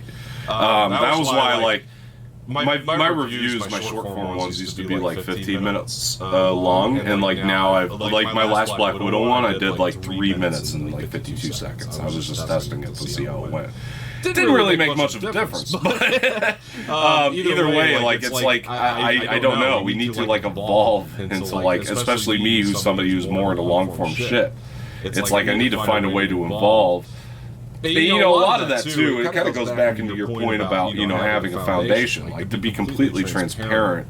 All my shit's done on OBS. You know why? Because I already have it fucking built here. You know, it's like I got the blueprint on OBS. It's like it saves all my shit. It's just so easy now to just fire it up, and especially with the new system, it's just so much easier now to fire shit up and just like go. You know, we don't have to like put much thought into it. But another reason I like long form shit is not just because of that.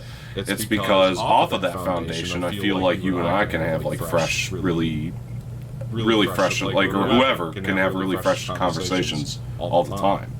You know, it doesn't like really you matter. know, not having a blueprint, coming up with new, like, original content with different themes and everything, it's a very hard thing to do. It's I mean, honestly, I'm trying to think of how to put it. The best way I can think is it's a privilege to not have a blueprint for your content, because to not have a blueprint, you have to have several things. You have to have the equipment, you have to have the knowledge, you have to be flooded with good ideas constantly that are new and original. You have to have time. You have to have a lot of time, because it takes a ton of time to brainstorm, write, create, and edit content that is constantly new without a blueprint. And you have to have money to do all that.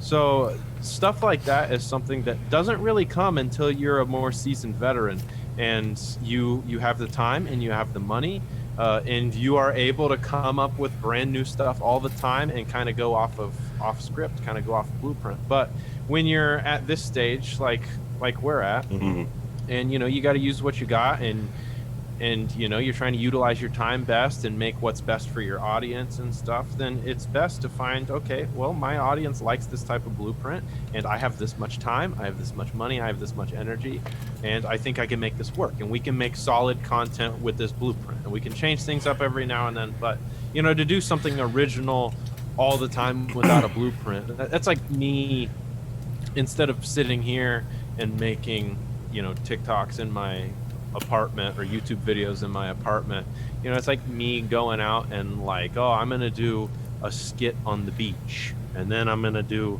a scene in San Diego, and then I'm gonna do a scene in San Francisco, and then, you know, having something brand new every time, different locations, different people, different, you know, it's hard to do. It's very hard to do. You know, maybe one day when you can pay people to film and edit for you, that will be possible. But at this stage, if you can have a blueprint and you can develop something your audience likes, then there's no shame in using that blueprint. I was thinking recently about what the future would look like once I do have those resources for this channel. And you know what's really sad is when you start thinking of the future that you can't actually have at this point. And then because you think about it and it's so exciting and you can't actually pull it off. That's always the saddest thing. It really hurts, but you know, part of the future I was thinking of is multiple divisions. I'd have a group of people, they'd run the comic book division. I'd have a group of people run the Star Wars division of Anorex. A group of people run the conversational division of Anorex. Then I'd have a group of people that would do the general movie division of Anorex. That excites the hell out of me. And it's one of those things that's like, you can't pull it off right now, But it's good to have thoughts like that too, that kind of feed your innovation. Because I feel like if I didn't think about the future all the time, I would just like end it right now, But I know I want to go somewhere. I have. It's not even necessarily an end game. I just have somewhere I want to go and build off of. And I think it's important, to have that. And like I was thinking about that today, and it's like I get pissed off at myself sometimes, like because I am way too fucking innovative in my mind. But then like when I don't have the means, I don't have it yet. I have that same conversation with Megan all the time, and I beat myself up all the time because I feel like I've got all these ideas in my brain, and I don't know how to get them to escape. Yeah. You're lucky though. I was reading an article about. I mean, Megan's amazing, but I was reading an article about like people who get into relationships with people who are creative and how fucking difficult that is for some people. And like I was thinking about you because I was like, Adam's like extremely lucky because I think like Megan like understands where you're coming from. She's a content creator herself nowadays, so like I think that it's very fucking difficult. That's the other part of it. The other part of life that is hard is to find somebody who like can do that with you, and go through that journey with you and support you along that journey. And like that's like one of the reasons for me that like I've put that part of my life on hold, like the relationship part, because I'm like it's almost at this point it's got to come to me. You know what I mean? It's like I really feel that, and like what's crazy. Is back in the day, and you know this, you know me a long time. I was really hung up on that part of my life for a long time, to where I was like, I really do feel like I need to find somebody. I don't give a shit anymore. Like it sucks to like not have a companion, but at the same time, I could give a shit, because it's like I am so focused on whatever the fuck this is that like what does it matter at this point? It gives you a lot of freedom. I mean, and I'll say from somebody that somebody that is married, the upside to being married is specifically to being married to somebody that is very supportive and that you're on the same page with which you're right. I am very lucky because a lot of people extremely lucky. A lot of people do not have that. Megan and I have something very unique. We both understand each other. We're both very good listeners. We both care about how each other feels. So we don't fight about things. We talk about things, and then we figure out how to move forward for both of us, for what's best for both of us. And we're both very supportive of each other. So the positive aspect of being in a relationship, if you can have something like that, is you get somebody that supports you and somebody that is willing to help you out when you're going through tough times. I mean, I won't lie to you. In the last 6 months of this year, I've been through a mental health roller coaster, absolute roller coaster. Me too. It was bad last year. It got really good, and then I told you I filmed that Bo Burnham thing that I wanted to put on YouTube, and I started feeling good again, and then I hit rock bottom again, and I just very, very dark times, and I'm just now starting to get back for the first time in really a long time. I thought I was feeling normal before, but now I'm like, okay, this is the first time in like a year that I think I'm actually starting to get back into a normal headspace. Yeah. And Megan has had to watch this, and she's had to bear with me as I kind of sit in career limbo, trying to figure out what I'm gonna do. I'm very lucky to have somebody that she's got a good career started, and we ain't rich, but we get by. You do okay. Neither of us are focused on physical possessions and stuff, so as long as we're happy, that's all we care about. So she's been very supportive of me and getting through what I need to get through. And so that's the positive thing.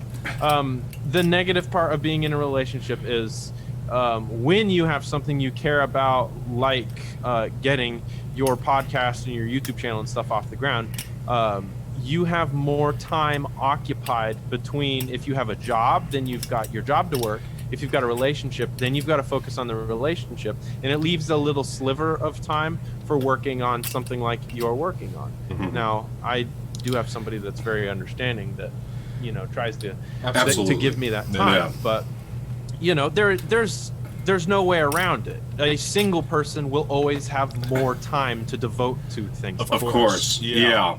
And you know, for me, it's like, well, there are a couple points off of this, I guess. Number one, you're going to have some time constraints because of that. And, you know, any person's going to have time constraints somewhere because you can't just make content. There's always got to be a catch to that. You know what I mean? Whether it's having a wife, whether it's working a 40 hours a week job, whatever it may be, there's always time constraints and there's always other things you have to dedicate your time to. A really good example for me is the fact, and this is something I struggle with, and the reason that I feel like I haven't gotten out of my slump until last month for the first time.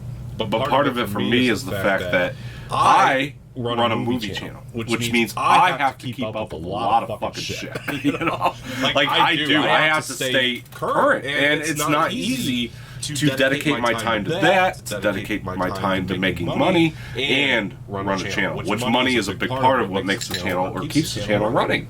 But I don't mind spending the money on it. It's just like when you're dedicating your time to about 100 different things. Which, by the way, man. This to me isn't like work, what we do here. Like, I want you to know that, like, you and I sitting here having a conversation, this to me doesn't feel like work. This is one of the few shows I do anymore that doesn't feel like work, where I feel like... It really isn't. I look forward to doing this. Yes, exactly. Yeah. I have to tell you, just I don't mean to cut you off, but you're good. I have to tell you, I have a million things to do today. The dishes are piling up. They've been piling up. The apartment is an absolute disaster. I haven't made a TikTok in a while. I've got a semi-decent following on TikTok that I have to stay consistent with. I haven't been consistent with it. I haven't made a TikTok in a while. I've got 2 YouTube videos in limbo. I've got like a bunch of stuff on my plate.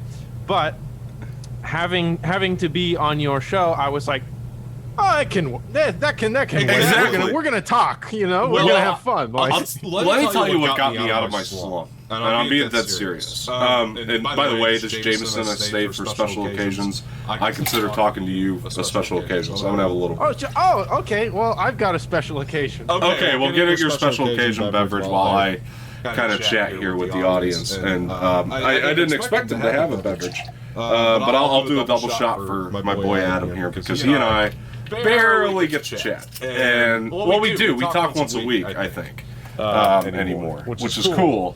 But it's all within a bunch of shit. We don't get to sit down like this all the time and have this kind of talk, which is one of my favorite things to do. Good man.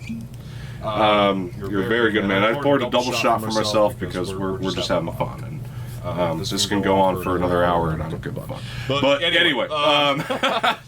The point I wanted to make, though, is I realized a big part of making content, and this is going to sound really crazy, is not giving a fuck. Because I'll tell you what I mean by that.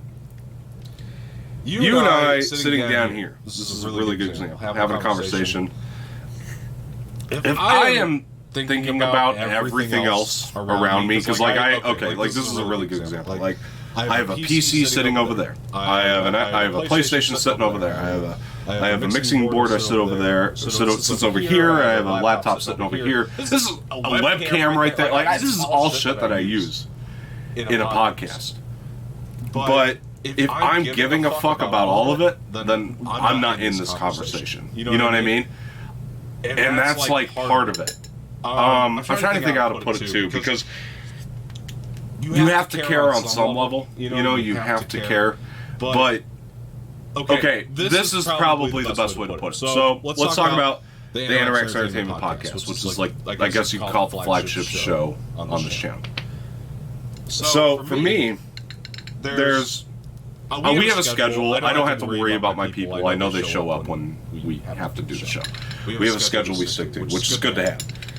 But what that show used to be, you'll notice this in recent time, we're really trying to evolve it. Because in recent time, ever since I got the new system, which has been a big relief, I mean, in recent time, we've kind of taken away that talking heads thing where we're just talking about the news, and we're trying to make it more conversational.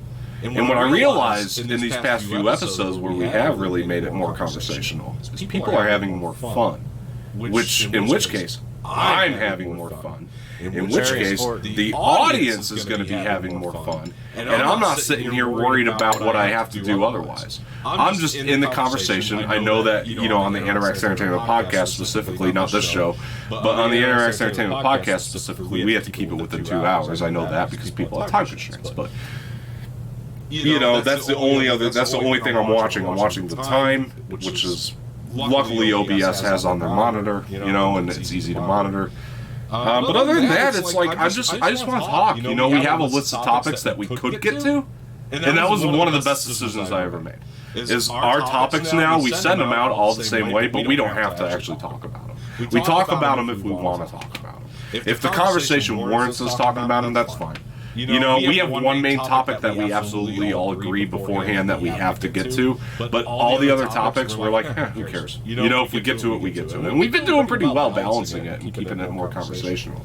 My struggle is sometimes I find myself going back into the old routine, I guess creature of habit, right? But once I'm out of it again, like I'm good at getting myself back out of it and getting back into the conversational style. And man, I realized in recent days and years, like I felt like there was like a point last month where I was like, fuck this, I'm done, And like once I hit that point, you saw it, a lot of people did, and I took it away immediately because I was like, this has to go, this isn't how I feel at all. I had a conversation with another really good friend who does shit with me, and pops up on my show every so often. He was like, what the fuck are you doing, dude? And I was like, yeah, man, I don't know. And after I had that conversation, I realized I was like, okay, yeah, I gotta get out of it. I mean, I gotta get back into it. And I gotta build it off of the things that I was passionate about in the first place. And so like once I hit that, I don't want to call it rock bottom. There's people that like actually hit rock bottom, but I was going through a little bit of my own little existential crisis when rock bottom for you is rock bottom for you, like maybe. You don't have to compare your rock bottom to everybody else's, I feel like we get too focused on that when we talk about mental health, as people are afraid to talk about their low points because other people have points that are lower. But the thing is, like, pain for each person is very different. The amount of pain you can handle is very different from the amount of pain I can handle. One of us might be able to handle more, one of us might be able to handle less. But that doesn't change that when we're in pain, we're in pain, It's not worth comparing. So if you hit a personal rock bottom, it's still rock bottom, It was a mental rock bottom, maybe. Then I mean, because it's worrying about everything. That's what that song by Set It Off, the Why Worry When Worries Never Happen. You know what I'm talking about? That's a great song. And there's a good message in there. And I thought about that song a lot when I was going through my shit last month. And I was like, damn, that song is so true. Don't worry about shit. Worries don't happen. And that's what I mean by like not giving a fuck. Like it's not that there's certain things I need to care about. There's certain things I need to do to engineer a show properly, and I understand that. But when I break it down, it's not a lot. It's not really all that much. Like it's. This is really funny to you. The other thing I thought about was baby steps. From What About Bob? Baby steps onto the elevator. But the concept of that, there's something to it, where it's like you think about all the things you have to do, and you're like, okay, gotta have this PC on, gotta have this laptop on, I gotta hit a couple buttons. It's 5 or 6 things I actually have to do. And when you think about it that way, there's actually some logic in that, that actually works, it doesn't make you so stressed out. It makes you feel a lot happier. I'm happy right now. You know, like I'm drinking, but I mean, like I'm genuinely, like in general, I'm happy. You know, I'm a happy person right now. You know, there's things in my life that I know I need to improve. There's things about the content I know I need to improve. But in my mind, I'm telling myself I'm gonna get there. You know, it will happen. It's not gonna happen. It's gonna happen. You know, because every step I take towards evolving, you know, like if I thought of something like, okay, this is a really good example, and you'll probably agree with this. And you probably went through a state of this too, just in life in general, where it's like, okay, I thought of my past with this content where I was thinking, okay, my camera quality is not that great. I got to get a new camera, which I didn't. It happened. My PC can be better. And recently, I got the new PC. You know, I want to be able to incorporate like we were doing. We were watching video clips and shit. I want to be able to incorporate that. I made it happen. You know. It's not that it's not gonna happen. It's gonna happen. You know, you just have to keep working. And I'm thinking about in baby steps, all these little goals, these micro goals, if you will, that I've actually made happen, and I'm trying to be more proud of that. You know, I think it's a matter of mentally for people, and this goes for. I want to give this advice to anybody trying to make content, as somebody who's struggling and struggled or whatever. Just think about what you do have, you know, and like build on it, you know. And appreciate it, you know. It's there's a lot of that going on in my head right now, where I need to take a step back and just appreciate what I do have. And I used to get so mad at myself because I couldn't do that. But eventually it just hit me. It's like, I can do that. You know, I could do this. This is something I can work toward. This is something I can do. And I'm happy to be here. You know, it's one of those things, you know, now, and it's a good spot to be in. Like you kind of have to hit the point of rock bottom to build yourself back up in a way. You know, again, I don't like to call it rock bottom. I understood what you were saying, but because I know people who have hit harder than I have, I guess is why. But my own little personal rock bottom. You know, there's bigger problems in the world, but I had to get there. You know, to get to where I'm at now, which is I'm going to continue this shit, you know. If I need to slow down, I'm going to, you know, and the people around me will understand that. They've been very supportive. They've been very good. Other people I bring into this have been very good about that, you know. But I don't know, like, I mean, you've hit that point in your content, right? You know, I mean, it's where you've been like, man, I don't know what I'm going to do, you know. I mean, how have you built back from that? You know, how have you built yourself back up? I mean, everybody's got their own process, so. I still haven't. I'm in the midst of it. Yeah. Right now, what I'm faced with is I've got 100,000 people that follow me on TikTok, and nobody sees the content. You know, I'm lucky to get 1,000 views. Yeah. And, you know, I'm getting less views than people who have, you know, 500 followers. You know, it's very bizarre, and I kept trying new types of content, like how do I get the TikTok algorithm to show my stuff to people? Yeah. Is it a problem, you know, with, you know, the algorithm changing and it's getting harder to please? Am I just not good enough? Does my audience just not like the type of content I'm making? Am I just not talented? You know, it's things like that I have to constantly ask myself. So I kind of got overwhelmed with the idea and really slowed down on making content, because I guess I was like, you know, I make all this content and hardly anybody sees it, and so I just was like, I would rather make less content but really quality stuff than make a bunch of crappy things. But then, you know, I experiment with making more what I would consider quality content, and, you know, it doesn't perform much better. So I'm trying to get past that mindset and get into the mindset that, you know, I just have to do it. You know, I just have to make stuff, and I just have to do it. And, you know, like you said, you were thinking about talking about what you were talking about, what you don't have, and like, well, if I could just get this, then I'd be a little bit better. And there's two trains of thought when you think about that. There's two types of people, and it's a pretty big giveaway as to where you're at mentally when you think about this. There's the person that thinks, well, if I just had this, like my content could be so, if I just had the camera, if I just had the computer, if I just had that lens or the lighting, man, then my content would be better. Ugh. And then there's the type of person that's like, well, if I just had that, then my content would be better. And they work towards it, and they get it, and then their content is better. It's almost like, Well, it's almost like the two bombs conversation, right? It's the same thing, but you put it two different ways, and one's going to work out better for you than the other. It's the same thing. Yeah. It's the idea of looking at a goal and being intimidated by the fact that you don't have it yet and shutting down, and looking at a goal and thinking, hey, if I got that, I'll be a step ahead of where I'm at now, and motivating yourself to get that.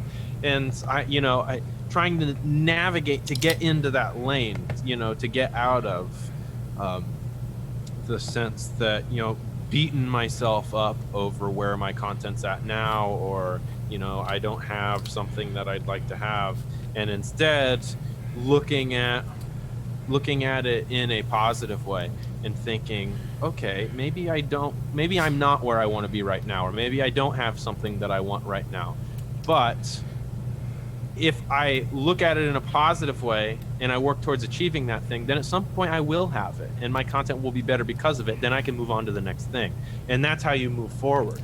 If you look at the entire picture and you look at how small you are in comparison to where you want to be, you get intimidated and you shut down. But like you said, if you break it up into baby steps and you think, if I could just work towards this, I'll be just a step closer. And then you get it and you think, if I could work towards this, I'll be just a step closer. And before you know it, you'll be where you wanted to be the whole time. Yeah. You can't get intimidated by the big picture. And that's where I'm at right now. I had a pretty big mental shutdown. I had played around with seeing a psychiatrist and talking to somebody. Yeah, me too. Things were just really, really bad. I mean, a lot of darkness clouding my brain, and it completely shut me down. And I couldn't, in that mind state, I couldn't work towards anything if I wanted to. I couldn't be a burger flipper. Right. Well, not that that's a bad thing if you like flipping burgers. Yeah, do it. Yeah. But for a creative person, for somebody that needs to constantly be creating something and doing something very strange and very like this, like the idea of having like a retail job or a food service job is very hard for a very creative, focused brain to think about, because we constantly need new things. So, in this current mind state, I couldn't even go back to a retail job. Like, I wouldn't even have the strength. I wouldn't have the strength to do that. Yeah.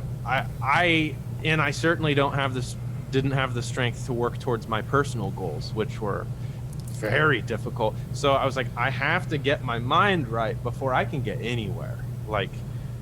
Because everything starts and ends up here. If this isn't healthy, then it spoils everything that I touch. People don't understand what we mean when we say that sometimes. Like, it's cloudy up here. But for people like you and I, we know what it means. You know what I mean? You have to be in our position when we say that. Like, mentally, right now, we're cloudy. And it really is almost like hitting a dead end, mentally. And it's really one of those things, it's like a dead end that you just can't turn around from, It feels that way at the time, anyway. And I think that that's something that... I think that there's something more in science, in mental science, and that needs to be analyzed a little bit more when it comes to creative people that want to create, and how do we give resources for those types of people? There's something there that needs to be analyzed a little bit more that just doesn't get analyzed enough, I feel like. It sounds silly on paper, but there is something to it, I think. You know, I think that there is something to the fact that I feel like people like you and I we have very clouded minds from time to time because we have ideas running through it at 100 miles per hour, you know? I do feel that way. You know, I'm not at a dead end creatively to where I no longer have ideas. I do. But the problem is the fact that it's the execution of those ideas. That's what the problem always is. It's like, how do we execute that? And it's like, there's something in mental science that needs to be discovered there. Like, how do we... I don't want to say like cure that in the sense that we no longer are creative, but how do we fuel that? How do we... You know, what can we do in the United States to help people fuel that creativity more to where they don't have to go out and figure out how to, you know, spend thousands of dollars on resources to make those ideas happen? Because a conversation like you and I are having now can help somebody. Just knowing that they're not alone. You know what I mean? So we need to figure out in the United States, how do we get the resources easier to get these kind of conversations out there, get this type of content out there to people, to just make it happen. You know, a lot of people aren't open to having the conversation, which is a big part of the problem. And 100%.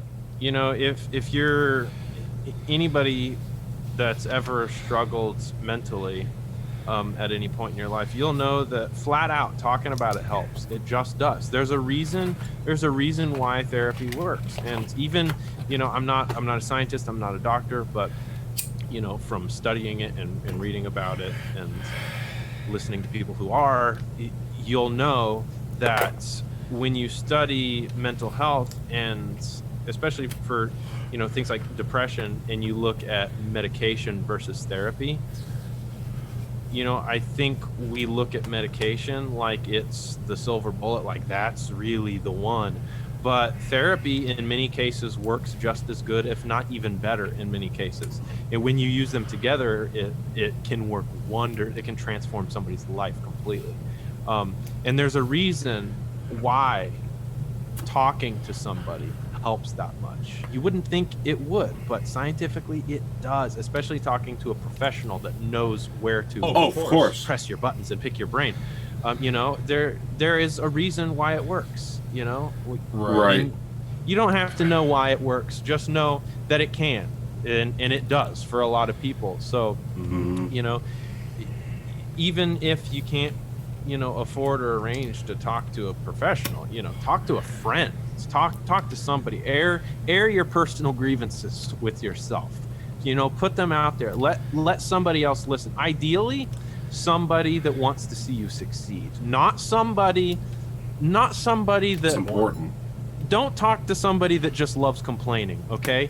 The friend that you gossip with that always likes to whine and complain about stuff and go, oh yeah, screw that person. Don't talk to that person about your mental health. Talk to somebody that genuinely is a constructive person, that cares about you, that wants to see you win, that wants to see you do better. Somebody that when they hear your problems, they'll not only listen to you and care about you very deeply, but they'll help you, you know, find ways around it, or they'll help you solve the problem, or, you know, they'll say, well, you know what, maybe I can help you in this area.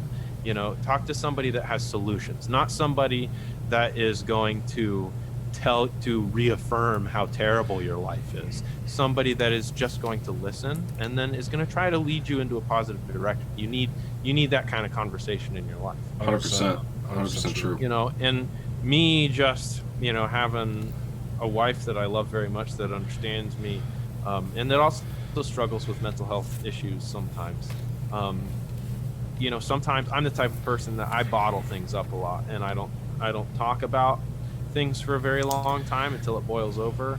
And, you know, when I finally do get to talk to her about my problems, it does help, because I sort of talk myself into a solution.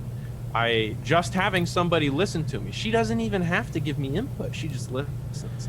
And I end up talking through my own problems and realizing, well, you know what, now that I said that out loud, I'm realizing that I'm feeling this because of this issue that I have. And you start connecting dots. All right. And so it's very valuable to get open and talk about it. So when you're having a personal low point, don't shut yourself out and lock yourself away in a studio apartment and 100%.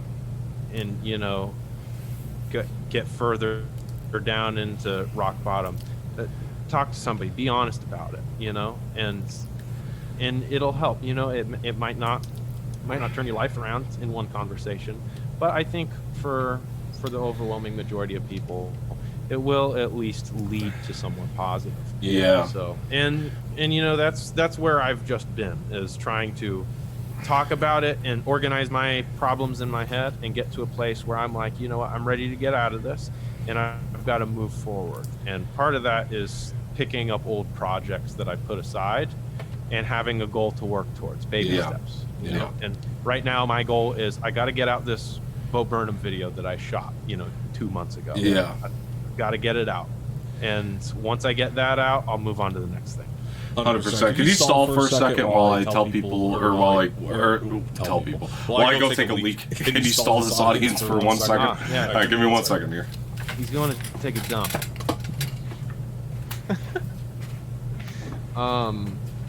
Yeah, anyway, so if anybody happens to be watching this that follows me anywhere, I don't know that anybody is, but I will be making content again. I've been very slow at it. I'm working towards it. I'll get there. I'm on my own sort of mental health schedule right now, and I'm getting back to normal, but I will get back in the groove and start making stuff. And let this be a lesson to you that sometimes getting back into the groove and doing things that you care about can be your medicine. And I think it is for me, because as I'm starting to focus on projects again that I put away because I was dealing with my own mental woes, it's actually helping me bring me back to a place that I consider normal as I start editing videos again and shooting videos again. And whatever it is for you, whether that's painting or drawing or writing or whatever it may be. If you like shooting videos, or comedy or acting or whatever, do whatever it is that you care about. And I think everybody needs to have a hobby, and a hobby is very, very valuable, not just to distract you or to make you smarter, but to help get you out of rough patches. So, Right. Rough patches. It was wonderful. I appreciate you asking. I saw this video recently that really changed my perspective on shit. This is you might have seen this before. You like motivational type people, but this is one from Jocko Williamson. Have you seen this before? Really I know of Jocko. I don't know that I've seen Direct Support. It's one of my guys that worked I for believe me. this He would call me up or pull me aside with some major problem, some issue that was going on, and he'd say, "Boss, we got this and that, and the other thing," and I'd look at him and I'd say, "Good." And finally one day he was telling me about some issue that he was having, some problem, and he said, "I already know what you're going to say." And I said, "Well, what am I going to say?" He said, "You're going to say good." He said, "That's what you always say. When something is wrong and going bad, you always just look at me and say good." And I said, "Well, yeah. When things are going bad, there's going to be some good that's going to come from it. Didn't get the new high-speed gear we wanted? Good. Didn't get promoted? Good. More time to get better. Oh, mission got canceled? Good. We can focus on another one. Didn't get funded. Didn't get the job you wanted. Got injured. Sprained my ankle. Got tapped out? Good. Got beat? Good. Learned. Unexpected problems? Good. We have the opportunity to figure out a solution. That's it. When things are going bad, don't get all bummed out, don't get startled, don't get frustrated. If you can say the word good, guess what? It means you're still alive. It means you're still breathing. And if you're still breathing, well then hell, you still got some fight left in you. So get up, dust off, reload, recalibrate, re-engage, and go out on the attack. That's good shit, no pun intended. Like, I mean, that really is. Like, it makes sense, everything that he's saying there. Like, I feel like you and I understand that concept. Like, that's not going to hit everybody the same way, but, like, you and I are definitely, like, I think can, like, understand what he's trying to say, because we've just been there. Like, I remember you telling me a long time ago, where you were like, you were telling me about how, like, sometimes you wake up in the morning and then, like, you'll just smile, and when you smile, you're going to have a good day. That's like kind of the same thing that he was saying, you know, there, and it's true. It's like, not that you're gonna have a good day, but when you smile, you're happy. You know, you're automatically, your mind's gonna go to the happy place when you put a smile on your face. Within reason, you can fool yourself into feeling things by doing other physical things. 110%. That's how I used to keep myself from when I felt like I was about to have an anxiety attack. That's actually how I used to keep myself from getting there. There were a couple times at FYE where I came close to having a full-blown attack at work. Yeah. And I literally, as corny as it is, I thought of a speech that I heard. I know some people like Tony Robbins, some people don't. But no matter what your beliefs are about motivational or personal growth content, I remembered something that I heard, and I did it, and it worked. I was about to have an anxiety attack. I could feel it. I knew my signs when something was about to happen like that. I went to the back, and I did exactly like what he said. I put my shoulders back, and I marched around in circles in the back room like a crazy person. And I put my shoulders back, and I stuck my chest out. He says to stand like you have a cape flowing off your shoulders. Like ridiculous. And keep your chin up and look up. Don't look down. And just smile with the absolute most ridiculous face. And then say something absolutely absurd. A really stupid word that you made up. Something really silly that's going to make you laugh. And just say it. Maybe even yell it. And then just repeat things. You know, talk yourself out of your problem. It's going to be okay. This doesn't have to. This doesn't have to be what I'm about to make it. Like, this doesn't have to be bad. Try to think about something that's triggering you to feel that way. And, you know, anxiety is when you think about things that haven't happened yet and you think about them in negative ways. You know, that tends to be what anxiety is about, is worrying about things that haven't even happened yet. And you kind of have to do the opposite. You have to start being overly optimistic about those things that you're worrying about, and sort of reverse it, even if you don't believe it. Tell yourself why that's not a problem. Tell yourself why it's going to work instead of why it's not going to work. And repeat it, and just smile and look ridiculous. And, you know, some people probably hear that and think it's BS, but I'm telling you from a personal experience, that's what I did. It looks ridiculous. It seems ridiculous, but it helped me on multiple occasions to keep myself from having actual full-blown anxiety attacks. And so I definitely think there's some merit to that, to fake it till you make it, you know, to get yourself to move a certain way until your biochemistry kind of gets tipped off and decides to change. Well, I mean, sometimes it comes down to forcing yourself, like you were kind of saying, in a way. Like, you can force yourself to get out of a certain mind state. It's just you have to work hard at it. And as much as I was saying my process and telling everybody my process of how I kind of am trying to build myself back up, it's not completely gone, that anxiety, that depression, that, you know, it's not completely out of your mind. You can't put that expectation on yourself to be like, I'm going to completely get rid of my mental problems. It's never going to happen. It's a battle. It's a normal part of life. It's a constant battle to have depression, anxiety. You're never going to stop that battle. It's just a fact. I'm letting everybody know right now, in my 28 years of living, I mean, I haven't had it my whole life, but like ever since I recognized that I had it, it's been a constant battle. But you do get better. There are times ahead that are better. You are going to achieve some of those goals if you keep working at it. If you keep making excuses for why you can't achieve those goals, whether it be financial stuff. If it's a financial problem, look into a way to make that money. There are ways to do it. I've seen more now hiring signs right now than I have in my entire life. There's ways to do it, especially right now. It's not easy. It's hard work. There's a lot of things you have to overcome to get to the point that you want to get to, but you will get there if you keep fighting it, if you keep trying, if you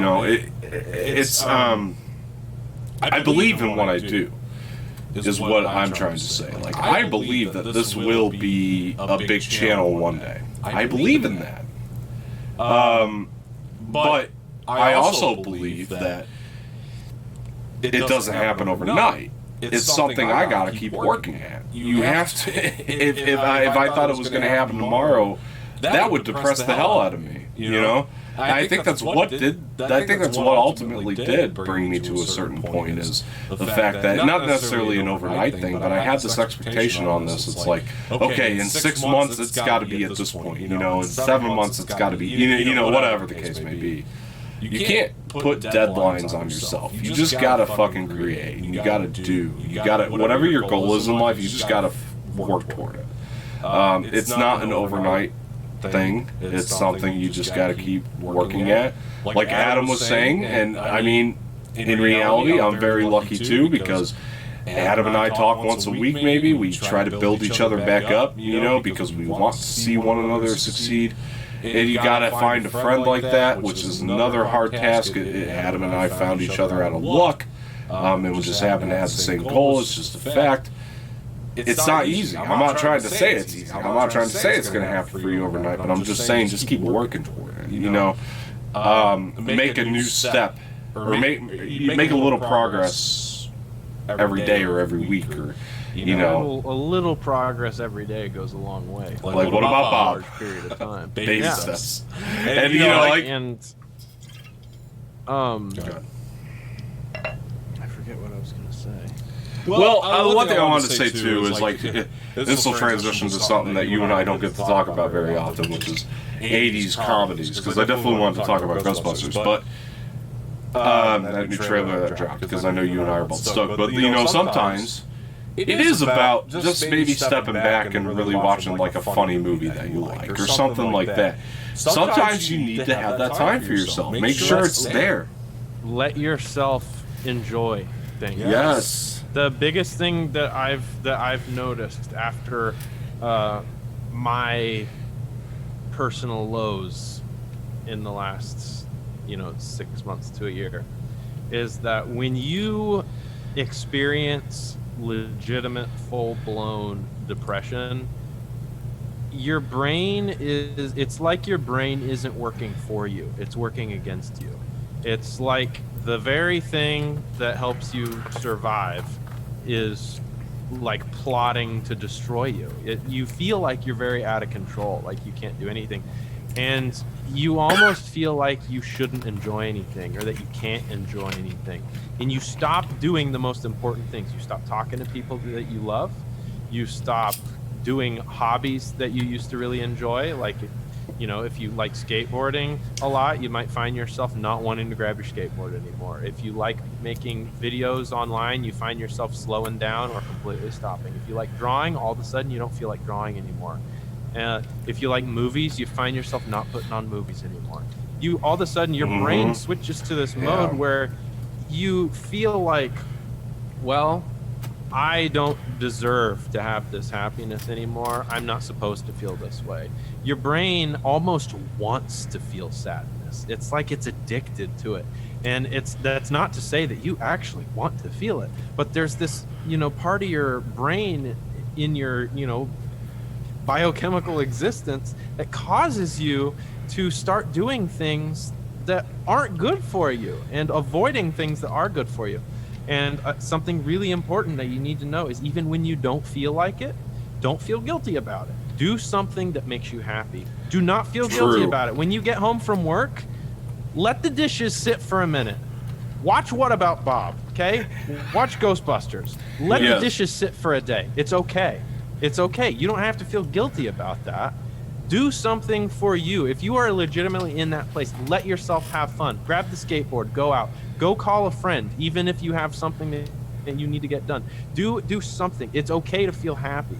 And if you let yourself accept that and let yourself get back to that place, then you will slowly help yourself out. And this is kind of what I was talking about when you're going pee, is having a hobby is very, very powerful. It's the first thing often that we stop doing when we get depressed, but very often it can be the one thing that brings us out or that helps us escape. And I'm finding the first thing that I did when I started feeling the way that I felt is stopped doing things that made me happy. I stopped going out for one-wheel rides. I stopped watching YouTube videos. I stopped watching any sort of TV. I stopped making TikToks. I stopped making YouTube videos. I stopped everything. I just stopped. I became a shell of myself. I just started existing. I explained to my wife when I was in the middle of this, I feel gray. I literally, if I was a color, I feel gray. I feel like I'm stuck in limbo. I feel like I'm not dead, but I feel like I'm not alive either. And if I had to choose either one, I would choose dead. And I just felt this state where I couldn't enjoy anything. I couldn't do anything. I was just in a state of non-existence. And it's a very dangerous place. And when I started talking about it and became aware of some of the things I was going through from a third person perspective, from actually talking about it out loud, I started realizing I need to occupy my time with something. I cannot sit here and be depressed all day. I know it's hard, but I have to do something, anything. And starting to work on projects is what started to bring me out. Honestly, what did it was I started playing around with music again, which I haven't done in a very long time. Me too, honestly. Yeah. And I started getting really happy. Because I hadn't had it in a long time. I hadn't made something I really appreciated in a very long time. And I started making something I really liked. And all of a sudden I felt this sense of joy. And I found myself wanting to do it more often. And as I was able to get myself to do it more often, I found myself wanting to do other things. Like, oh, I should make a couple TikToks today. Well, you know what? I should start editing that old YouTube video that I stopped again. I should go out for a one-wheel ride today. And they started compounding. So, yeah. Anyway, to end that, you got to get yourself to pick up a hobby. The first, if you do anything, talk to somebody, then get yourself to pick up an old hobby. Well, you know, I mean, honestly, and I mean this with the best intentions, is indulge in your vices every so often, folks. I mean, it's unrealistic. I mean, right now I'm smoking cigarettes and drinking. Within reason, everything in moderation, right? But I mean, like, I'm just saying that, like, every so often, once every blue moon, indulge in your vices. I'm drinking whiskey and smoking cigarettes. I like a nice bourbon. That's just a fact about me. There's nothing wrong with that. It's unrealistic to, you know, of a person to just be completely, what do they call those people, like straight edge? You can't be that way all the time. You know, it's a nice thought, but it's unrealistic to ask a person to never smoke weed, never drink bourbon, never have cigarettes. You know, it's unrealistic.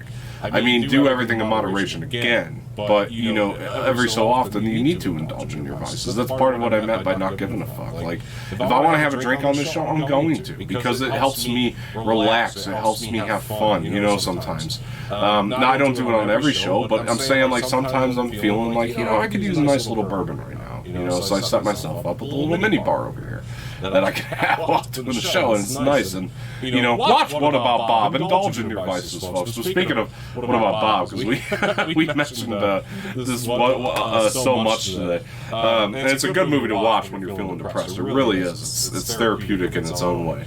But, I mean, I was going to ask you if you ever saw this video about Richard Dreyfuss talking about What About Bob, where he was talking about Bill Murray. This is really crazy. I never knew this. I watched something recently about their relationship. It's interesting. This was crazy to me. Let's see. Here's the principal. And then George did something. He took one of his points. Oh, this is fascinating. American Graffiti. George Lucas. And I have made more money off of that 1/10 of one gross point than on anything else. That's a pure gesture. He didn't let anything stand between him and the gesture that he believed in. Hey, nobody can beat him, man. He's got the American Graffiti is a masterpiece. Harrison and the leader of the gang, one night the two of them got drunk, and I was walking by and they threw me into the pool. And that was okay, except they threw me into the shallow end. I don't know why this video is out of sync, the audio in the video. It's fucking and then Yahoo, so whatever. whatever. The usual, who's gonna that girl? Well, this is not a boat accident. It was a shark.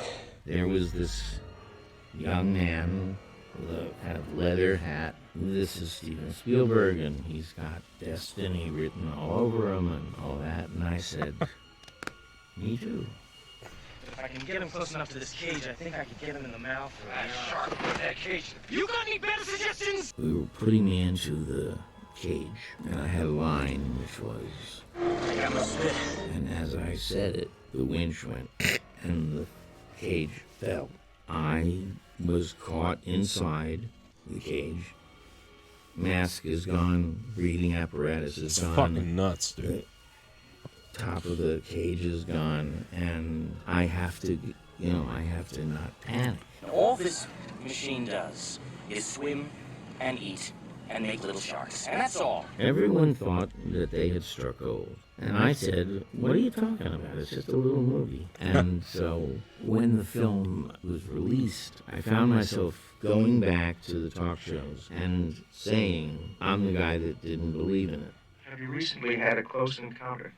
Une rencontre plutôt inhabituelle. A close encounter with something very unusual. Who are you people? It was originally written for Gene Hackman. Nothing was going to keep me from that role. I'd walk by Steven's office and I'd say, is he a lifer in the military? I'd walk away. And I did that to every actor in Hollywood, no matter what was going on. And the day I got that part was the day I said, Steven, you need a child for this role. And he looked up at me and said, you got the part. And I knew that character. And what does he do? He leaves his wife and kids. Steven says now he wouldn't make the film with the same ending. And I say, he'd chuck it all. He has no choice. We are both in a bind, the two of us. And I think the only practical solution is that we share the apartment. I accept. What? I get a phone call. Did you hear that Bobby De Niro was fired this morning? I said, oh, who's going to fire Bobby De Niro? So I called Ray Stark. Ray says, I'd like you to do a reading of Bogart at my house this week. And so I did. And I am. That's a great fucking movie, by the way. Goodbye, Girl, if you haven't seen it. It's great. Pound for pound, I got the biggest ego this side of St. Louis. 2 weeks later, maybe 3 weeks, I get in the mail the script.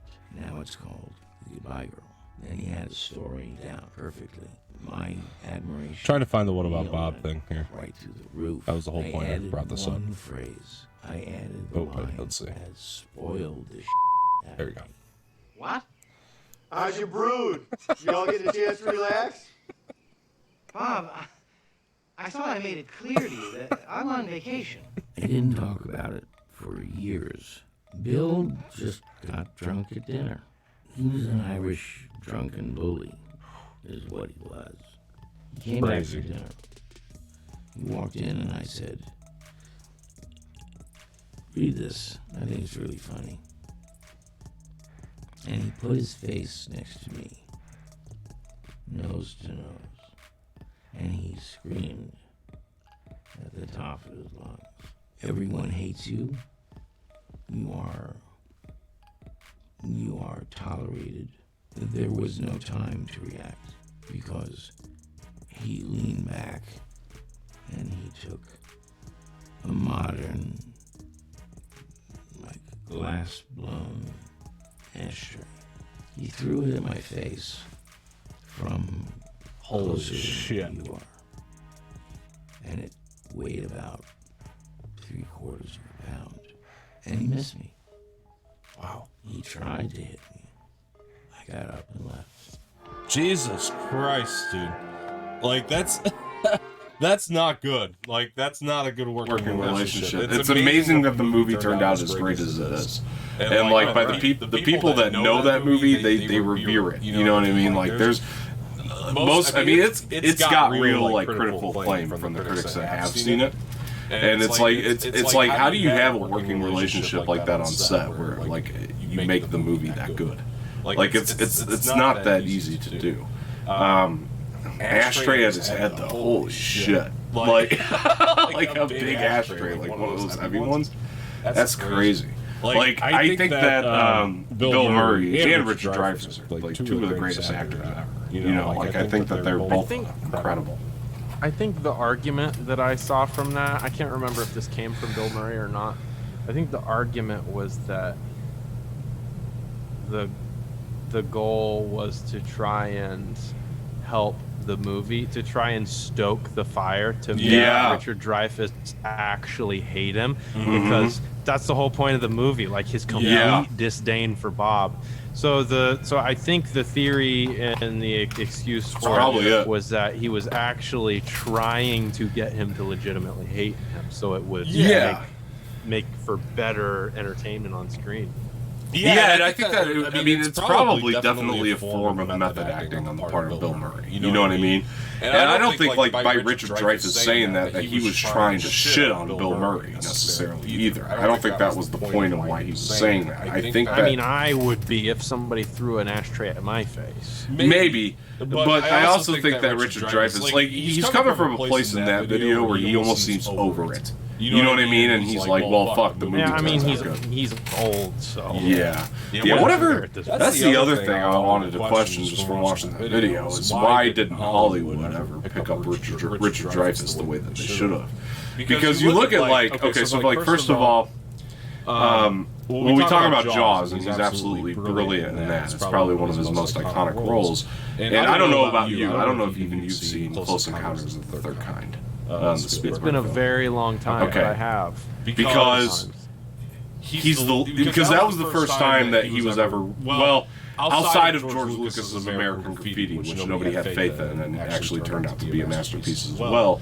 You look at, like, Close Encounters of the Third Kind, and that was like his big blockbustery Spielberg role, and he was the lead in that movie, and he carried it, and he was so damn incredible in it. And it really makes me wonder, after I watched Close Encounters of the Third Kind, and like he said, he had Goodbye Girl, which was a little bit lesser known, Mr. Holland's Opus, which was lesser known, but it also got him an Oscar nom. But it just still makes me wonder, like, why didn't Hollywood ever pick up on this guy? Because even What About Bob, I've asked about 100 people who don't know what About Bob is, you know? And it's wild to me. Like, you and I, luckily... What's that? Shocking, yes. Shocking. And it makes me wonder, like, how he did these movies that are actually brilliant, but a little bit more low-key. Even, like, Close Encounters of the Third Kind is, like, amongst film fans, that's a really popular Spielberg film. It's one of the best of all time. But amongst, like, a lot of casual viewers, I know a lot of casual viewers that have not seen Close Encounters. And it's a brilliant-ass movie. It's one of the best alien movies I've ever seen. And so it just makes me wonder, like, what is it about his qualities that Hollywood did not want? You know, because he's extremely charismatic, extremely funny.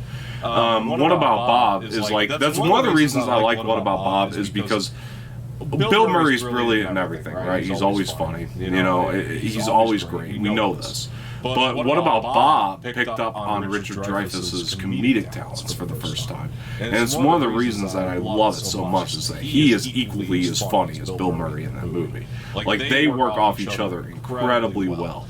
Richard, they do. That's one of the best chemistries I've ever seen in a comedy.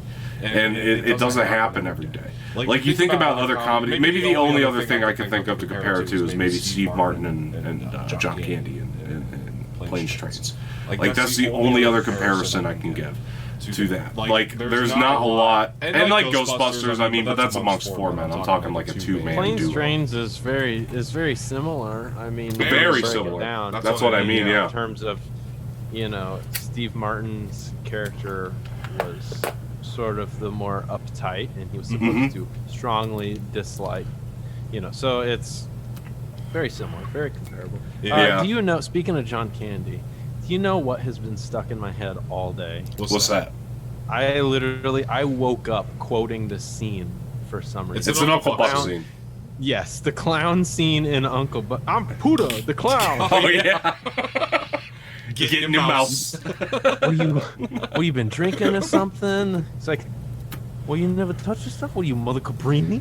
Yeah. That's another person we definitely need to bring up on air here, because much like Richard Dreyfuss, Hollywood never picked up on John Candy. Now, given he's dead now, and sadly, and very sadly, he's passed away. But while he had movies, there's a handful of his stuff that, like, a lot of casual people have not seen. Like, Planes, Trains is pretty popular. Uncle Buck is moderately popular. I found that out recently. Like, I thought it was just a well-known thing. I have talked to so many people that have never seen Uncle Buck. And actually, I've talked to people that refuse to watch Uncle Buck. Don't ask me why, because they think it sucks, or it's gonna suck.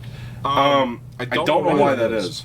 Cool Runnings is surprisingly known, but that isn't one of your roles. That's weird. That's just because Disney backs that, though. You know, like Disney backs Cool Runnings. The Great Outdoors is fairly known, but it's everybody certainly doesn't know it. Well, you know, like me, like I'd seen bits and pieces of that growing up, and I never actually watched that movie from beginning to end. It wasn't until the past few years that I purchased Great Outdoors and watched it from beginning to end. I think it's hilarious. I think that movie's hilarious. Oh my gosh, I love Uncle Buck and the Great Outdoors so much. Words can't even describe it. It's such a large piece of my childhood.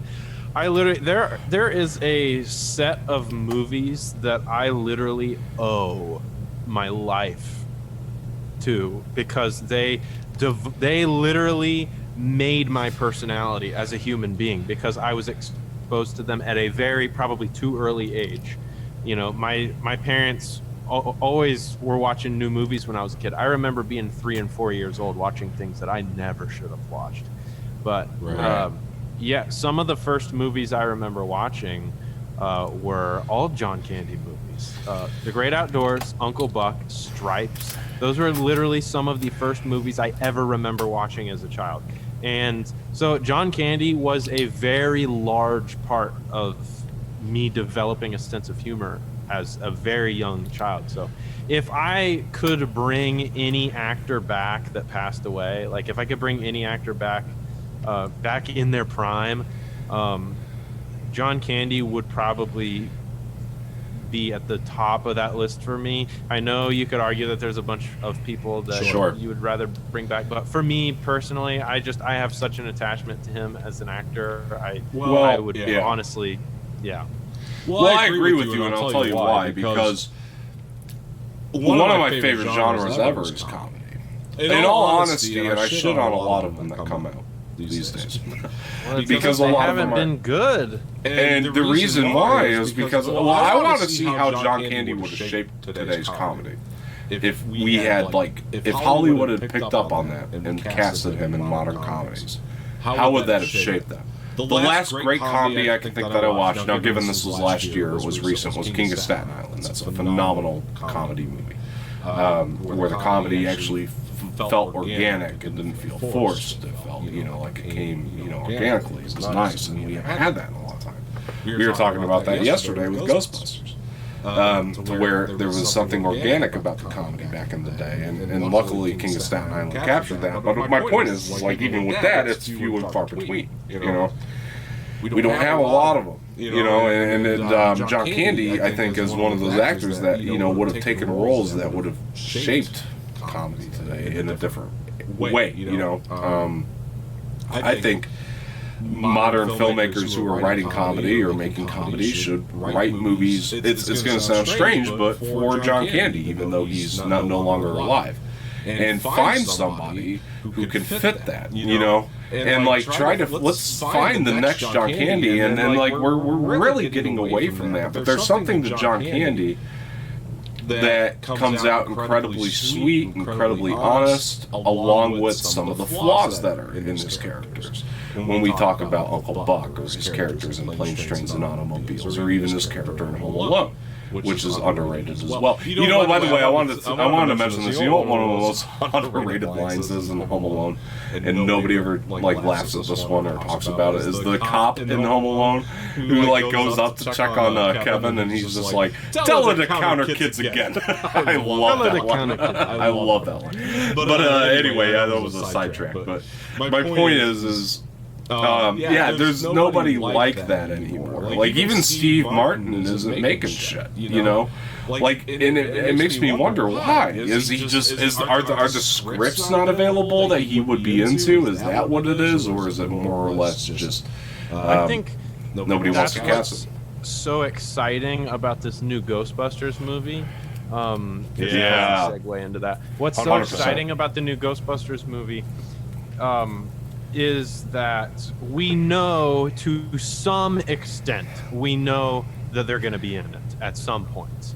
They're on IMDb, they're on the thing. People have already talked about it. To some extent, they're going to be in it, and that is really, really exciting, because where have these people gone? They've literally disappeared. All of our comedy heroes that were just like blazing the trails in comedy in the 80s, they seem to all of a sudden just disappear. And like, I don't know if they still make movies and you just don't hear about them or what, but they just kind of disappeared.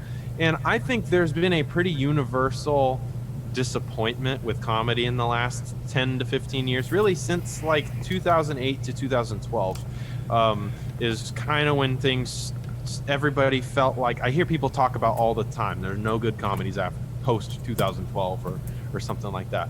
And I think what's so exciting about the new Ghostbusters is it feels very nostalgic, in the sense that, you know, for once, like, we're gonna actually see some of these 80s classic comedy people that we've missed so dearly, and it's very exciting. It's very, very exciting. I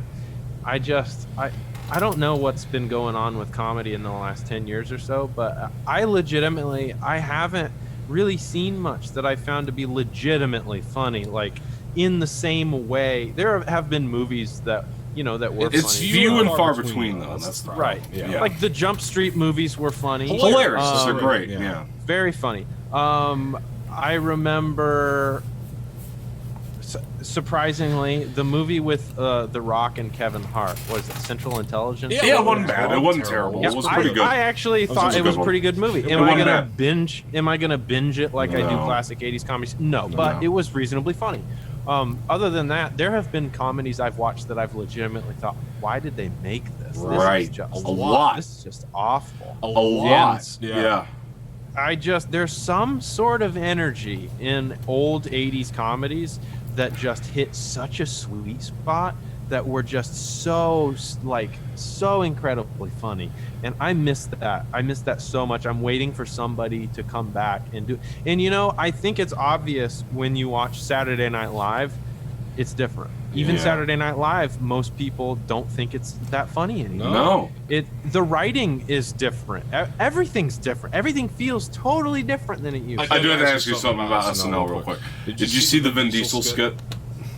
I did recently. Okay, watch this. I'll pull this up. Keep talking. I'll get this up. Okay. Yeah.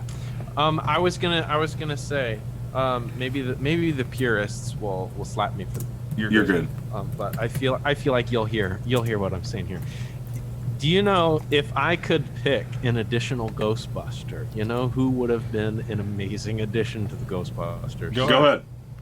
John Candy. Oh, of course. Yeah. I mean, can you imagine John Candy as a Ghostbuster? Shoot, I would have replaced one of them to have John Candy in there. Like, fight me. 100%, man. I love.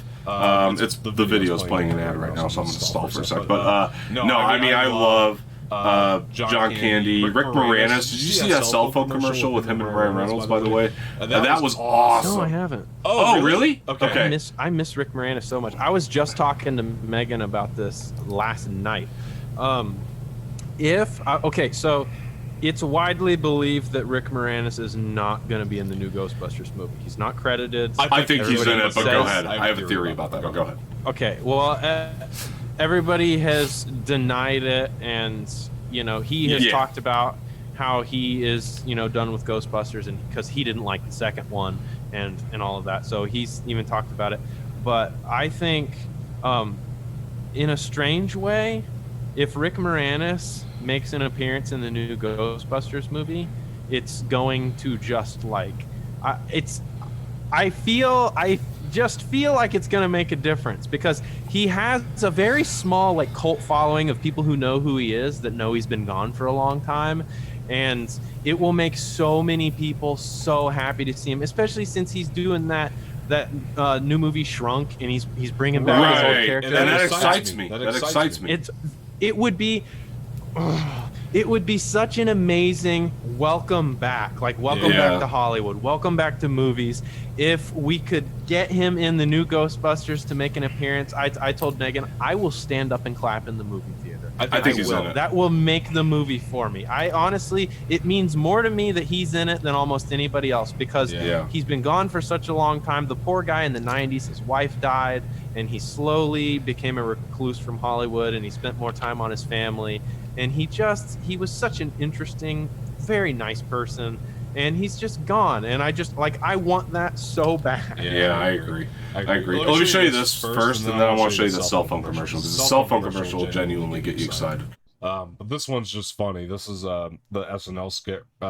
This is in their season finale. But it's pretty much a love letter to the movie theater. I think you'll agree, but it's great. From AMC Theaters. It's been a while. For the past year, the roads have been a little empty, but we're starting to see the promise of a new day. Yo, I'm Vin Diesel.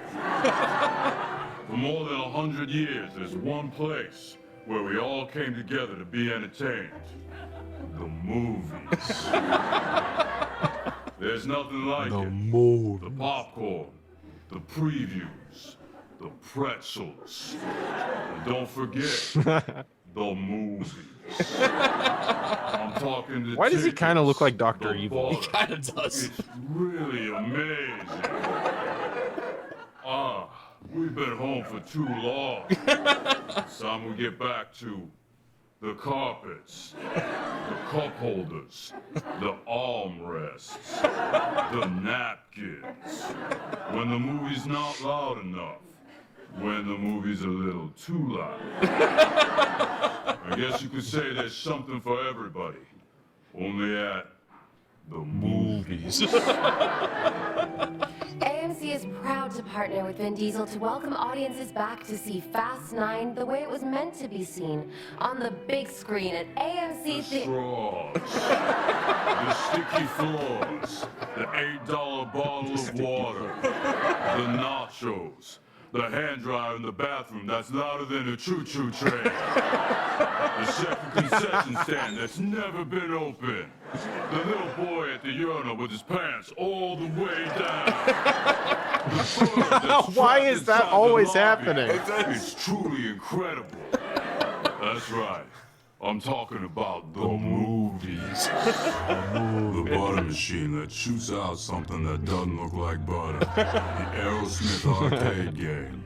The garbage that has a hole that's a little too small to keep your garbage in. That's the movies. Have you ever seen a movie? It's amazing. The music, the heavy doors, the pre-show video where you're on a roller coaster, the little trivia game on screen before the movie. You have to be pretty dumb to get the answer wrong, and I always do. Are the movies back? You tell me. The stories, the way the hallway stinks, the waving to your dad to show him where you're sitting in the theater, the snacks you hide in your mom's purse, yum, the weird feeling you get when you see a movie early in the day and you come outside and the sun's still out. Weird. The cardboard cutouts. The taking a picture with Garfield so you can remember you saw Garfield. That's the movies. And you know what? It's good to be back. Yeah, sorry, we do actually require you to wear a mask inside. It's time to go home. Watch a movie at home with no mask. It's amazing. It's like the truth when it comes to like Vin Diesel though. Like Vin Diesel's like so like that. He really is though. He's like one of the most conceited people out there. Like 100%. I love how he's become a huge meme this year for some reason. Yeah, I know. It's because his personality's become like tenfold, and not only that, if you've seen F9, oh my god. Like the way that he is in F9 is like everything that you expect Vin Diesel to be. And it's so ridiculous. Ryan Reynolds, let's see, Rick Moranis. I want to pull this up really quick. Because this got me excited. I felt the same way Ryan Reynolds did on this, but It's hard to believe that Mint Mobile has gone so long without an unlimited plan. So to introduce it, we brought in an actor we've all gone too long without. Rick Moranis. So what do you want me to do? You want me to say something about Mint? No, that would have been smart. But, no, it's $30, it's unlimited, it'll do just fine. Sounds good. I really gotta get a phone. So why am I here? I'm just a huge fan. Oh, stop it. Come on, No, stop it. seriously, massive. That's it? That's it.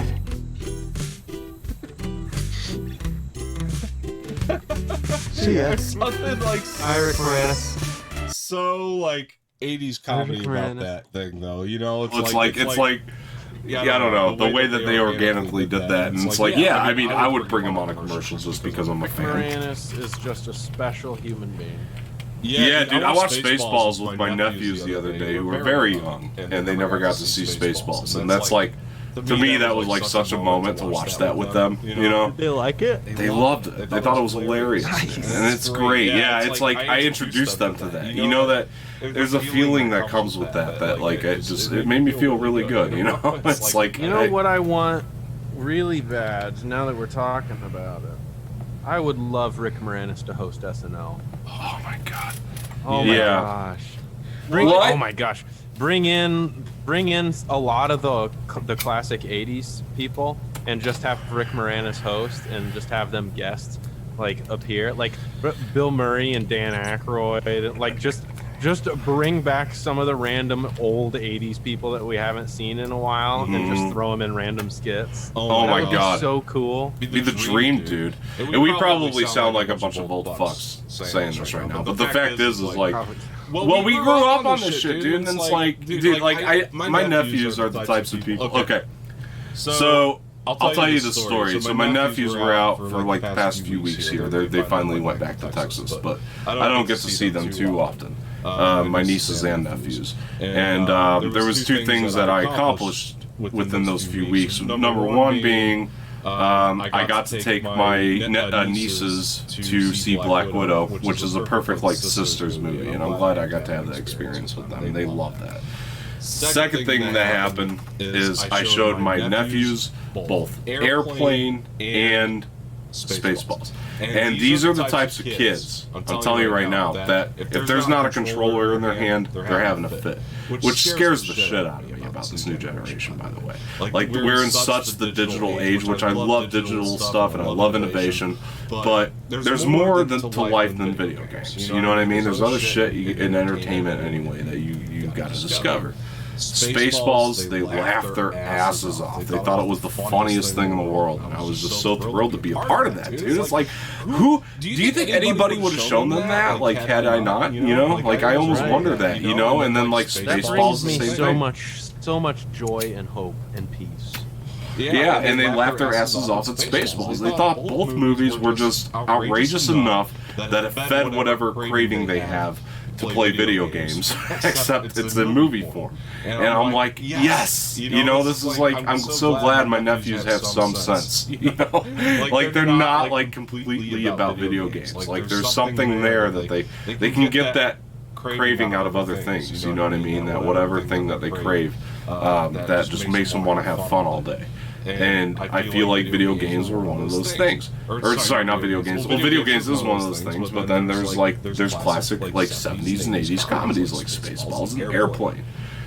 And dude, just watching that with them and laughing, because when you're watching stuff with kids, you're watching it through them. You're not watching it as you anymore. You know what I mean? You're watching it the way they're watching it. You know, there's something about that. It really made me like, on some level, dude. It made me like think about having kids in a way. You know, it's like all the shit I can introduce them to. You know, it's like, which is maybe not the reason to have kids, but on some level, I think it's a pretty good reason. You know, like on some level, I think it's good. You know, to like have that, because if you have kids, that's got to be part of it, right? You like I was telling Cisco and I were having this conversation on the podcast because we're both huge movie collectors.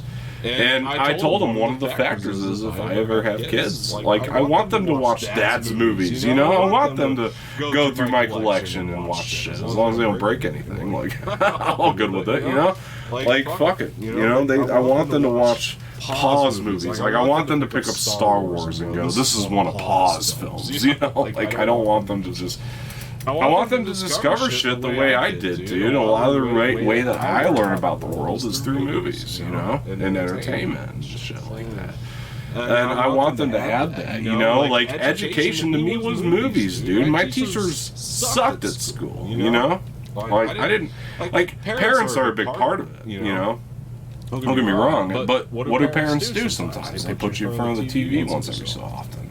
If you take to that, that's part of education, you know? Like people showed me so many movies as a kid. Like, we used to go to Blockbuster every week, at least. I remember that.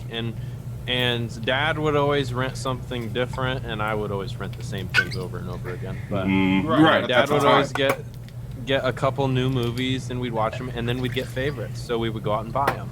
And then we'd watch them over and over and over and over and over. And those movies were Dennis the Menace, Uncle Buck, The Great Outdoors, Ghostbusters, Stripes, just like classic movies, classic comedies, and some random stuff. Mr. Bean, good lord, did we wear Mr. Bean out? The original series. And just me as a person is completely reliant on the movies and the music that I was exposed to as a child. Speaking of movies, I was going to ask you if you heard this news that Scarlett Johansson is suing Disney. What? Yeah, I'm looking it up. It just came out today. So she's suing them because she claims that Black Widow being released on Disney Plus at the same time it was released in the theater is a breach of contract. That's because a large portion of her contract was reliant on how well it performed at the box office. So I think what her attorney is going to say is that them putting it on Disney Plus, is a purposeful way for them to make more money and keep from paying her as much. So, well, this comes from Yahoo here. Scarlett Johansson lawsuit against Disney could change Hollywood forever. Let's see. Contracts rarely make headline news, but when it was revealed that Scarlett Johansson is suing Disney for an alleged breach of contract. Breach of contract over the streaming release of Black Widow, movie fans did an understandable double take. Oh, hell yeah. It was unexpected. It was an unexpected development, and one that will undoubtedly shape the future of the film's release for years to come. I'll tell you now. I'm gonna finish the article before I make too big of a judgment. But I'll tell you the one thing that pisses me off about this is that Disney had the good faith to let her choose the director on this film, and personally, I think it paid off. But anyway, we'll keep going. To recap, let's see. Disney released Black Widow, a Marvel blockbuster centering around Johansson's character in the Avengers franchise, on July 9th in the U.S. That American release took place simultaneously in movie theaters and on the streaming platform of Disney Plus. Okay. All right. So I feel caught up here. So it's about the streaming thing, right? So like the fact that they're streaming it on the same day release. Okay. Now I understand what the lawsuit's about. Because the problem is a large portion of the money that she makes from the movie Yes. from her contract is Right. based on how it performs in the box office. So Well, if they put it yeah. on Disney Plus, it takes away from the box office performance at the theater. And actually, you know what? This is 100% understandable. I know some people are going to look at this and go, this is 100% greedy. This is a bullshit luck. No, it's fucking understandable because a lot of these studios, look at the Warner Brothers situation. Now, thank God they're bought out by Discovery and we're not going to have this next year. Warner Brothers this past year pissed off Denis Villeneuve and Christopher Nolan. These are two of their top filmmakers. And they pissed them off to the point that they don't want to work with them anymore. Why? Because they put their shit on a streaming service without telling them anything about it. They were just like, yo, this is going. I mean, they found out in the advertisement. They found out the HBO advertisement that came out that was like, these are all the things that are going to come out on HBO this year. That's how these filmmakers found out about this. And you know what? It's not even just a money thing. It's a respect thing. Like Disney needs to have the good sense to be able to tell their talent what the fuck is going on. You know, because they made a movie for the movie. A movie. They made a movie for the movie theaters. They didn't make something for TV, for television. You know, and that's what streaming is. Like on the same hand, like sure. There's a level of innovation that's happened in streaming in the past 5 years or so, where it's like it's become like movies. Yeah, movies. It's become like movies on streaming services, you know? Like it really has been. Like you look at WandaVision, you look at Falcon Winter Soldier, while there is some divergence from movies, on the same hand, they do feel like they're of higher production value, you know what I mean? You can almost watch them as films. But there's something about the movie theater experience that makes people want to keep going back, and that's what actors are signing on for. Scarlett Johansson being one of those.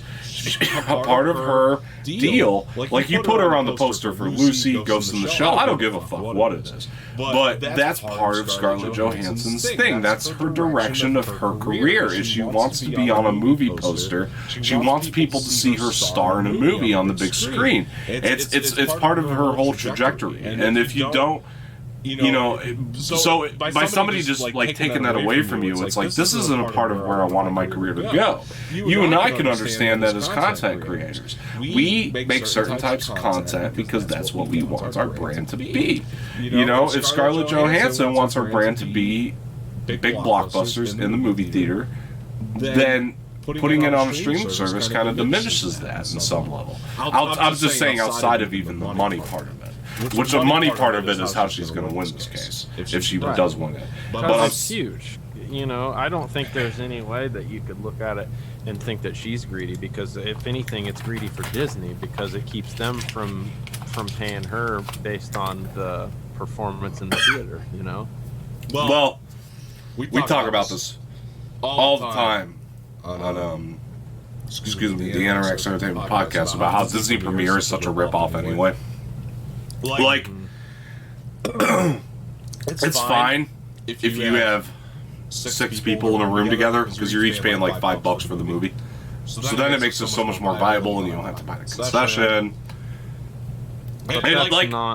That's not how most people are watching it right now. That's the thing. In general, that's not how most people are watching it, but that's especially not how most people are watching it, you know, right now. Well, the world still isn't completely back to normal, so most people are still sitting in their house watching it by themselves. So if you're Disney, of course you're going to make that decision, because people can sit in the comfort of their home. So then the box office performance isn't as high, which means you're a highly paid actor whose paycheck is dependent on box office performance. Well, now you don't have to take as much money to give to her, and you get to charge $30 for people to watch it at home. Well, yeah. $30, and you get to keep all of those profits because it's on your streaming service. It's, of course they're going to do that. It's probably way more lucrative than going to the theater. Well, on another end, sure, but on another end of this, there's a piracy issue, which a lot of people have brought up recently with Black Widow. Because Black Widow, first of all, like I told you, I think it's a top 5 MCU movie. A lot of people have agreed with me on that. But it had a 67% drop-off in the box office in its second weekend, which makes it the biggest drop-off in box office history for the MCU. You know why? Because Disney puts an HD copy up on their streaming service. People hack into it, and this HD copy is now on websites for everybody to watch. And this is a part of the industry that big trades don't like to. Exactly, and big trades don't like to talk about this because they want to pretend like it's not a real thing, but it's a factor. We have to start factoring this in when we're talking about why box office drops off. So I almost feel like, because I feel like the Marvel division probably is with Scarlett Johansson on this to some degree, because Kevin Feige wants these movies to be in the theater only and not on streaming services. Let's be real, Kevin Feige knows the deal and he's running the MCU. But when it comes to Disney, they feel very differently about it, and ultimately, the movie heads are the ones that are making the decisions about Premier Access. Actually, I heard Premier Access was a Bob Chapek decision, who is the CEO right now, which is a bullshit decision. He's fucking a lot of things up over there, but I don't want to get into it. The one thing I do want to say, though, is the fact that piracy has been a factor in why box office drops off. And when you put an HD copy out there into the world, or a 4K copy, mind you, out there into the world, that anybody can just rip from the website and just put it on a different website for people to watch for free, it's going to cause a big drop off in this. And a lot of people, I guarantee you, didn't even fucking pay to watch this. That's why it has some of the worst box office numbers in MCU history. You take the pandemic on top of the piracy, it causes a big problem. Granted, the world's not back to normal, and I understand on some level the Premier Access is something of a favor to certain folks who can't really get out there to see a movie or whatever the case may be, or don't trust the theater system right now, and that's fine. Understandable, but you know, the fact of the matter is why it's a ripoff is you are subscribed to Disney Plus. You're paying now, given this is a very good price for the library. You're paying what, $8 a month? That's a really good price. They're beating out a lot of other people right now when it comes to that part of it. But you're paying that, and then you're paying $30 on top of that. You have to be a subscriber already to access their Premier Access. And I'll tell you what else. The theatrical window is shrinking everywhere, including Disney. So Black Widow is going to be on 4K in probably 4 weeks from now. I mean, you can go buy a 4K copy of Black Widow maybe 4 weeks from now. But guess what else is going to happen in about a couple weeks then? That means that Black Widow is going to be available everywhere for $30. And even though you're subscribing to Disney Plus, you're paying a $30 fee on top of that. You and I talked about this a long time ago with Mulan, and you were the one that was like, I don't know, man, and I was trying to argue how it might be financially viable, and then I actually watched Mulan, and I was like, great movie, wasn't worth $30. You know, and it's like, that was kind of where I was at with it. You know, I experimented with the Premier Access that one time, and I'll never do it again, because of how... Mulan was good, but it wasn't $30 good. You know, and I was hoping for that. And I was like, why am I gonna pay $30 for a movie when the time for movies to go out onto DVD is just getting shorter and shorter? Right. And I can, not only will I be able to go out and buy it before too long, but they're gonna put it on their freaking streaming service for free before then anyway. Like, that's exactly what happened with Mulan. It felt like I blinked and all of a sudden it wasn't $30 anymore. Yeah. So it was like, that was my argument from the beginning. Like, why would I pay $30 if all I have to do is, like, go take a pee and come back and, oh, hey, it's available. Yeah, I remember that conversation we were having back when we were doing the Dom's Corner podcast on this channel. Then I was like, all I did was break down the details to you. You know, I gave you all the facts, and you were like, yeah, that's a ripoff. You know, you pretty much had it, like, you had their number, you know, on some level. You were like, that's a ripoff. And I was like, well, maybe for people right now in the pandemic, when we're at the peak of it could be good. And it's like, no. Nobody, Mulan failed. I think Raya and the Last Dragon failed. I guarantee Jungle Cruise is going to fail this weekend. Mulan certainly, Black Widow certainly hasn't done any better. You know, and it's like, it's why do they keep doing this? If you're a subscriber, you should get it for $25 at the very, very least. You know, $30 it's a stretch, man. Because that's what you're paying for the physical copy. You know, I even think $25 is a stretch. Give it for $20. I almost think they're purposefully trying to get movie theaters to fail. Fail? Yeah, for movie theaters to become less as common, because I feel like it would be much more lucrative for them to take away from the movie theater and get to bring people to their streaming service where they don't have to give money to anybody else but themselves. I almost disagree because a lot of the reason. Okay, so the reason I disagree is because I would make that argument for HBO Max for sure. The fact that they're putting out same-day releases.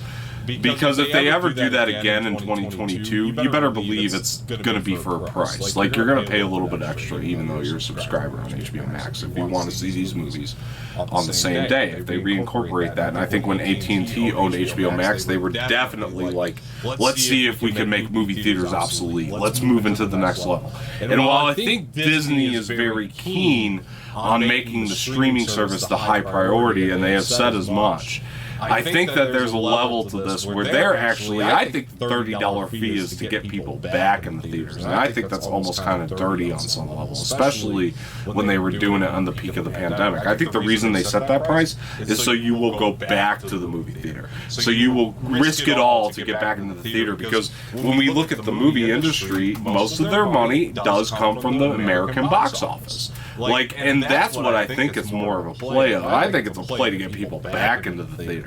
At least for Disney Plus. I think when HBO Max did their same-day release, whatever, that was definitely a play to get people onto streaming, because they want people to subscribe, because Warner Brothers made so many stupid decisions on top of that.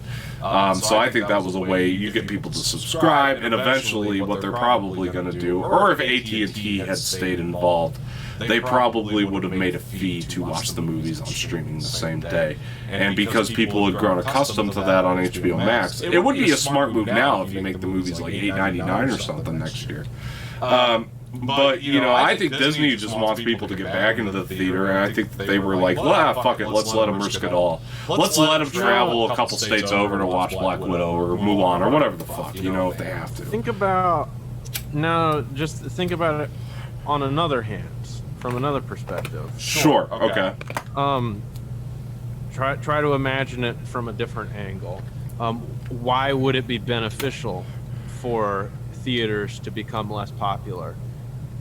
Well, think about, you know, they may make a lot of money from box office from the theater and stuff, but when you've got some states where you can see a movie for $7-10 a ticket, how much overhead does the theater have? How much money is the actual studio making from each ticket sale? When you have the movie theater, the movie theater has to pay their employees, and they have to keep the lights on, and they have to pay their rent and all of that. So, you know, if a ticket costs $10, Disney isn't making $10 off of every ticket, because AMC and whatever theater has to make money because they're the one showing it on their property. Well, the thing is they might not be making 10, but they're making 8, probably. I mean, they're probably making $8. I would be surprised, though. No, it's the truth. I mean, movie theaters are razor-thin profit margins in general. That's why we almost saw AMC and shit like close down before the people who invested in stocks, the smart kids that saved that theater chain invested, and GameStop is safe now. It's a razor. Any company would go bankrupt if their business had to completely shut down because of the pandemic. Of course, because you're paying, you know, the rent on the property and all that shit. It was one of the few industries where they didn't just slow down sales. Sales completely halted because they had to close. 110%. So of course they were going to go bankrupt. And they're barely hanging on even now, even with these hackers who saved their asses. They're barely hanging on. But studios, make no mistake, are making majority of the profit off the tickets. The reason theaters stay open is because of the concessions. Theaters don't give a shit about tickets. They're staying open from their concessions. That's how they are. That's how they keep the lights on. Most of the people that own theater chains right now are actually passionate about movies, and that's why they do it. Because it really is, when you pay all the employees and all that other shit, it's a really razor-thin profit margin. That's just a fact. To go off your point, because I think that you do raise some valid points, for damn sure. I do think Disney is... I think the Premier Access is twofold. Because on one end, they are definitely trying to... I stick to my theory, the $30 fee is to get people back into the theaters. I really do feel that way. But...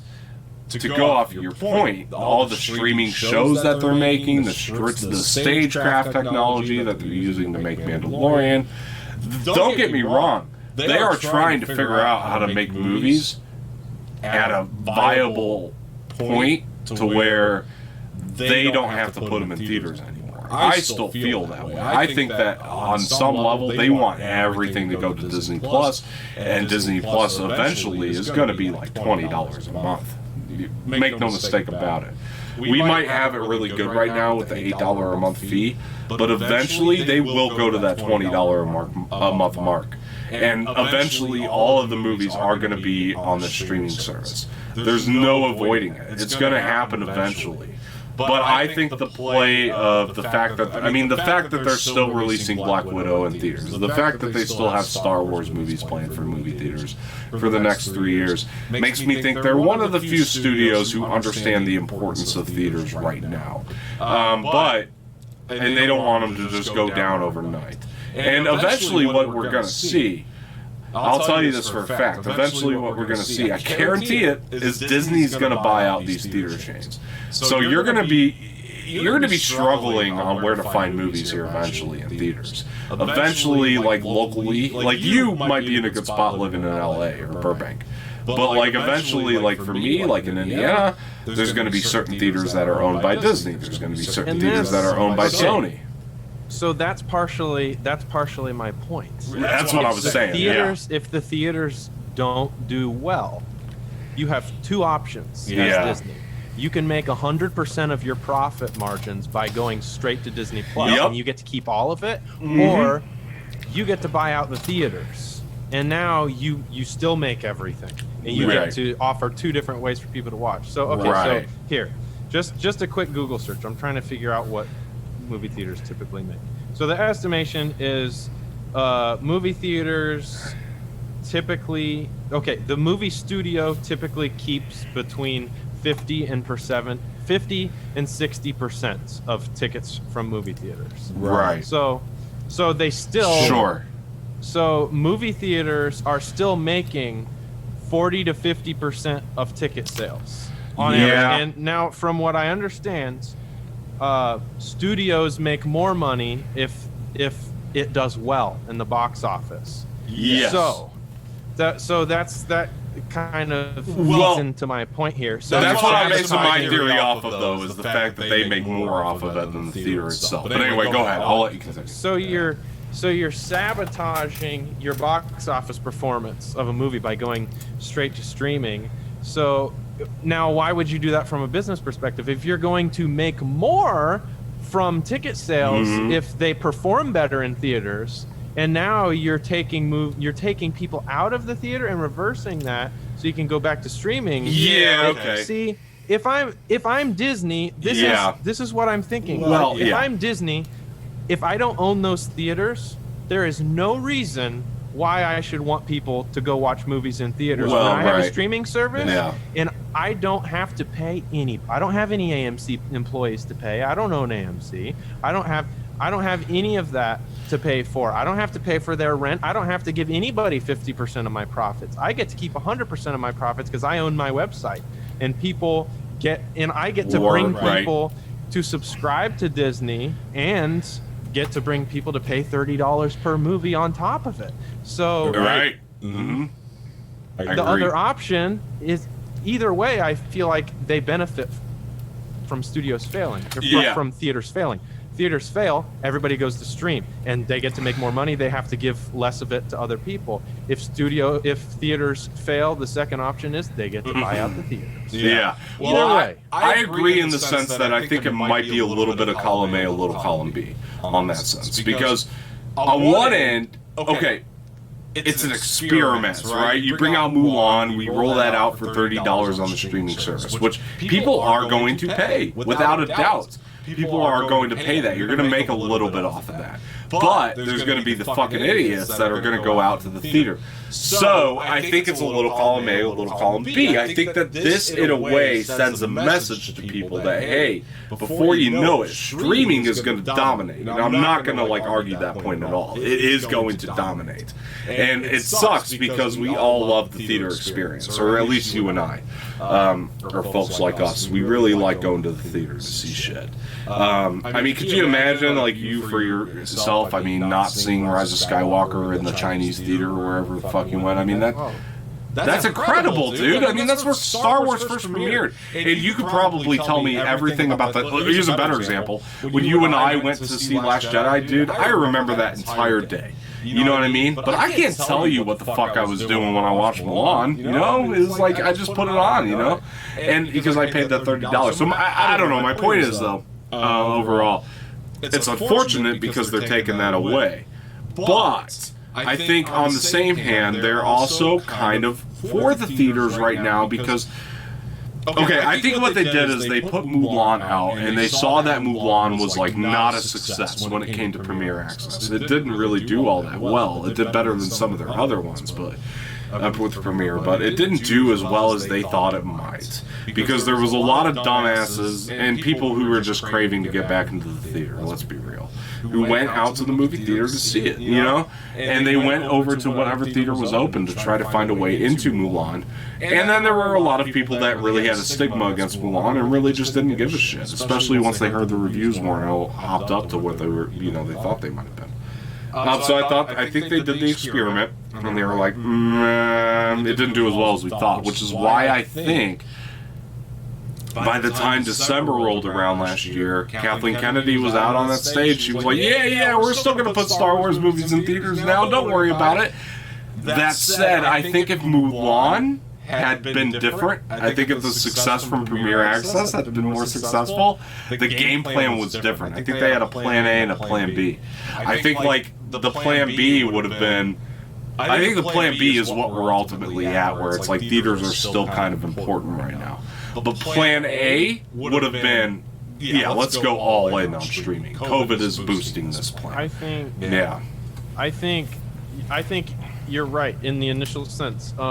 So when Mulan came out and they decided to do this, you know, charge $30 for it, watch it at home. 100%, I don't think they were thinking about, let's end movie theaters. They were thinking, we aren't making the majority of our money off of premieres anymore. We aren't making that money, because theaters are closed. Because keep talking, I can still hear you. So, if theaters are closed because there's a pandemic, they have to find a way to make profits. So when Mulan came out, where their heads were at weren't let's end movie theaters. Their heads were at, we've got to figure out how to make money right now. So they tried something new. They said, okay, let's try to charge $30 for people to stream at home. Now, you know, while the pandemic is going on, you reduce the need for people to go to the movie theaters. So we get to ensure that we have a profit when we premiere movies. Right. And it's a smart move because, you know, you can't just keep premiering your movies in the theater, but half the theaters are closed. You know, that's shooting yourself in the foot. Now, I think we're far enough along. I think at some point, if you're a business person, a pandemic hits and you realize, wow, a large portion of our livelihood relies on that theater staying. It's a fucking wake-up call, man. It's a fucking wake-up call for a lot of studios. To them, now they're thinking, how do we make theaters not matter to our bottom line anymore if this happens again?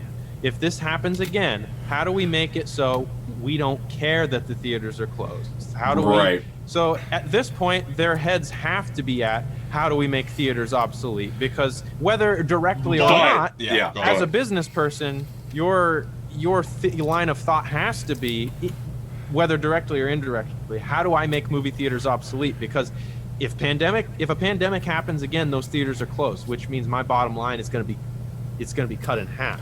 If I can make theaters obsolete, then I can ensure I'm always making money, whether people are at home or at work, theaters open, theaters closed. I'll be able to make money all the time. So it may not they may not be directly saying, yeah, let's close theaters because we hate theaters, but they're thinking we might be able to make more money by offering this at home.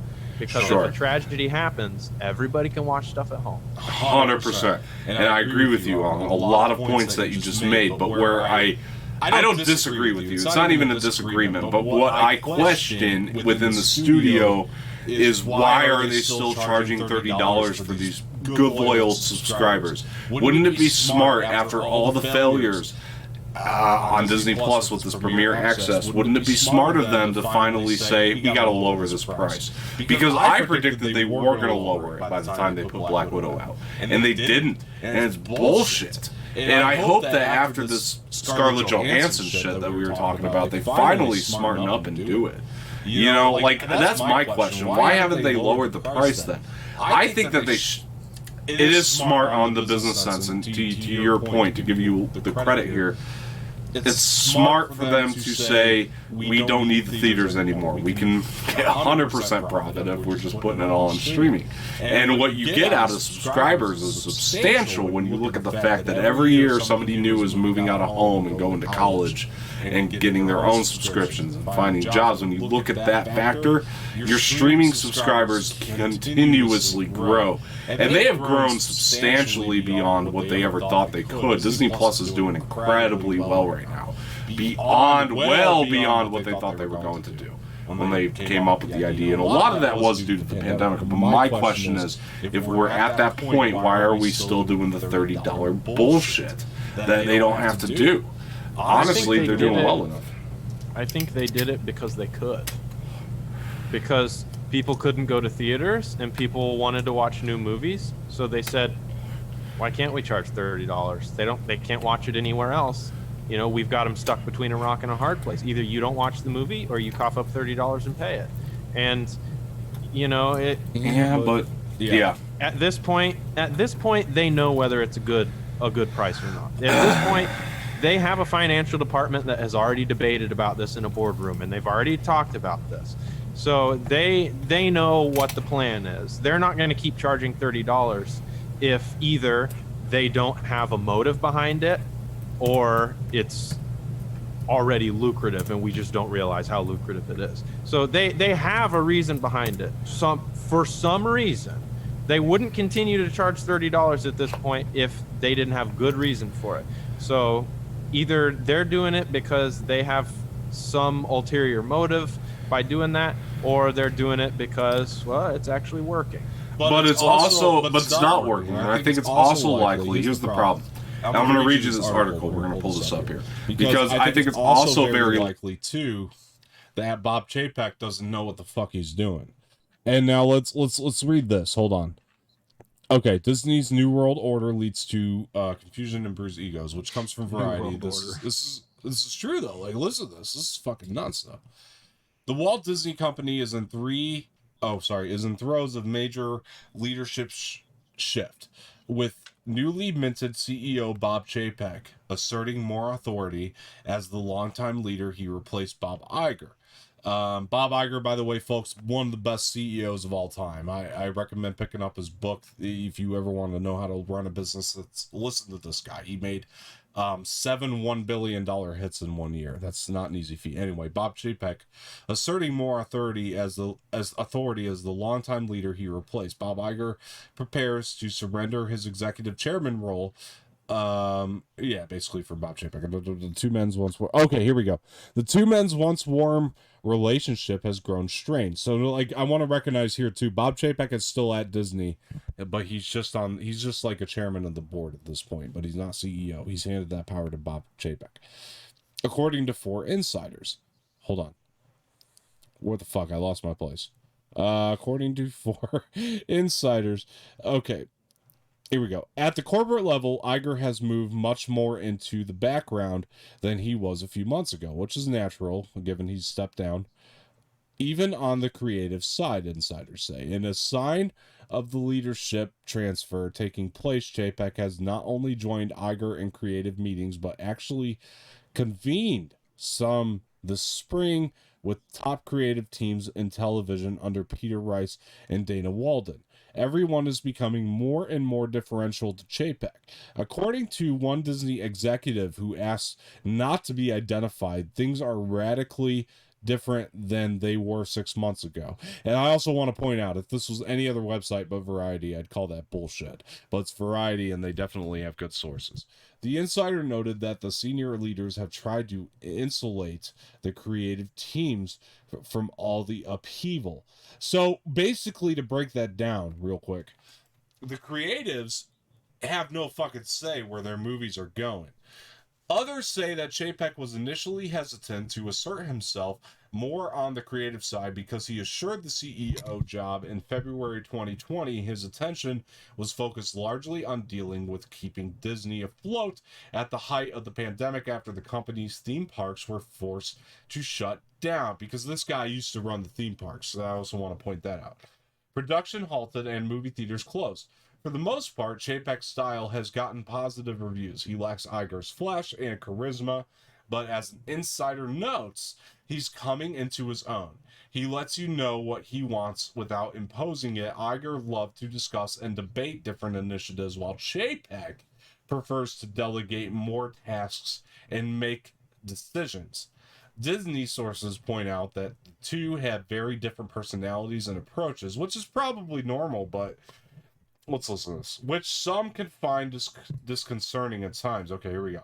To some inside the media company, Disney's move last October to restructure its operations elevated the executives who distribute Disney movies and shows over the ones who actually oversee their productions. The shakeup also granted a great deal of influence to a top Chapek ally, Kareem Daniel, who was elevated to chairman of Disney Media and Entertainment Distribution from his previous role overseeing consumer products. And he says it's a very different place and a very different organization. Oh, that was Disney Insider. I'm sorry. Kareem has a huge authority and power. So, okay, really quick, let's go back to this though. Because, okay, to some inside the media, executives who movie oversee the production, the shakeup also granted a great deal of influence to a Chapek ally, Kareem Daniel, who was elevated to chairman of Disney Media and Entertainment and Distribution. So, here's my point. If I am... Let's get back to this here. If I am Kevin Feige, if I am Dave Filoni, I'm overseeing Marvel and Star Wars or whatever. If I have a creative decision on... No, okay. Take the pandemic out of this for a second. If I'm Kevin Feige, I'm Dave Filoni, and I'm making this shit, I'm going to know whether or not, like, especially Kevin Feige, who's been doing this with Marvel for years and has done a bang-up job at it. I'm going to make a movie, and I'm going to know where in the fuck that movie's supposed to go. If I'm Kevin Feige, I am sitting there saying... Black Widow is made for the movie theater. That's where it needs to be. But, according to this article, Kevin Feige no longer has the control over that. It's the guys who run distribution for a long time. It's the allies who have been in the parks situation with Bob Chapek. So creatives no longer have this control over where their movies are supposed to go. So... I don't want to sit here and give like a big conspiracy that there's like some big war going on at Disney right now, but I do think it's a lot of what we see in corporate America, where we get guys like this Bob Chapek who comes in there and it's like, I'm gonna run it the corporate way. You know at FYE too, Adam, that like we witnessed that ourselves a lot of the shift. When there was people coming in, like bigwig corporate people, that company felt completely different. Did it not? I mean, because it did, and like this is happening at Disney right now. I guess my point is, I think it's more likely that we got a bunch of corporate bigwigs coming in who don't know what the fuck they're doing. Bob Chapek came from Disney Parks. How is he going to know how to run movies? What does he know about movies? Well, I mean... I get what you're saying, too, on the point of it's all about money at the end of the day, and that's 100% true. But I guess where I'm trying to get to is the fact that this is very unfortunate for us as consumers. Well, anyway, go ahead. Yeah. Of course, it's unfortunate. And you know, what you just said just kind of makes me double down on what we were just talking about, because now you've given Probably should.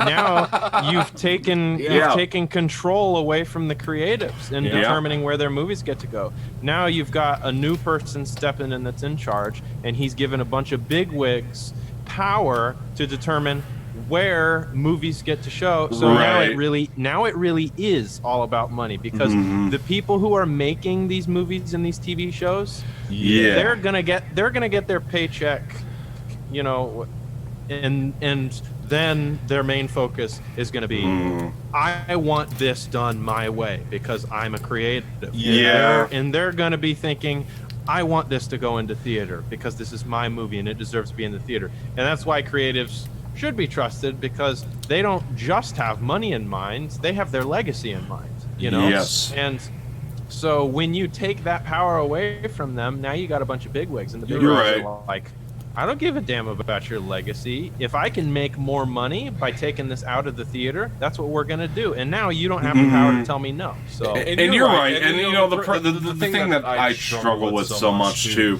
You are 100% right in the sense that like the Bob Chapeks of the world are definitely the ones that are like, yeah, we want to get rid of the theaters. And that's what I was kind of trying to get at with the point of Kathleen Kennedy was on that stage at Investors Day saying we're going to have a Star Wars movie in 2023, we're going to have one in 2024. Kevin Feige was on that stage saying, don't worry, Black Widow's still going to be in theaters. Because those people want the shit to actually hit theaters. They care about it. My struggle here is the business sense of Bob Chapek. It's stupidity, if you ask me. As much as he thinks that this is a moneymaker, it's not been.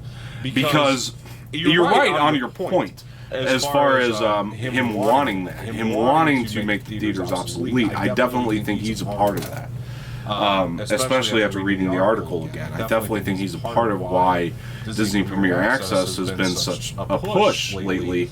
But my point is it's stupid. It's a stupid idea. Because right now it is. Because we are getting back to normal. The theaters are coming back. We are relentless as Americans and consumers, and we want to get back to the movie theaters. And Black Widow probably has a piracy problem along with a lot of other problems and a lot of reasons that people haven't seen it. Whether you want to get into the fact that people there's still a big portion of this country, unfortunately, that just aren't on board with females leading their superhero movies. And that's a big problem too. There's many factors as to why Black Widow had a big drop off. But you better believe that this Premier Access bullshit is a big part of it. And it sucks because we can do so much better. And Bob Iger understood when Bob Iger was in charge, as opposed to the other fucking Bob. What about Bob? That, you know, Bob Iger understood that the theaters were important, and these creatives are trying to move in Bob Iger's legacy because Bob Iger hired those creatives for a reason. And this really bothers me. This bothers me as a consumer. It's scary. Everything you're saying, Adam, is true. But it's a very scary thought. And it's all built on stupidity. It's greed, but it's also stupidity controlling that greed. So, to the people in charge, to the bigwigs,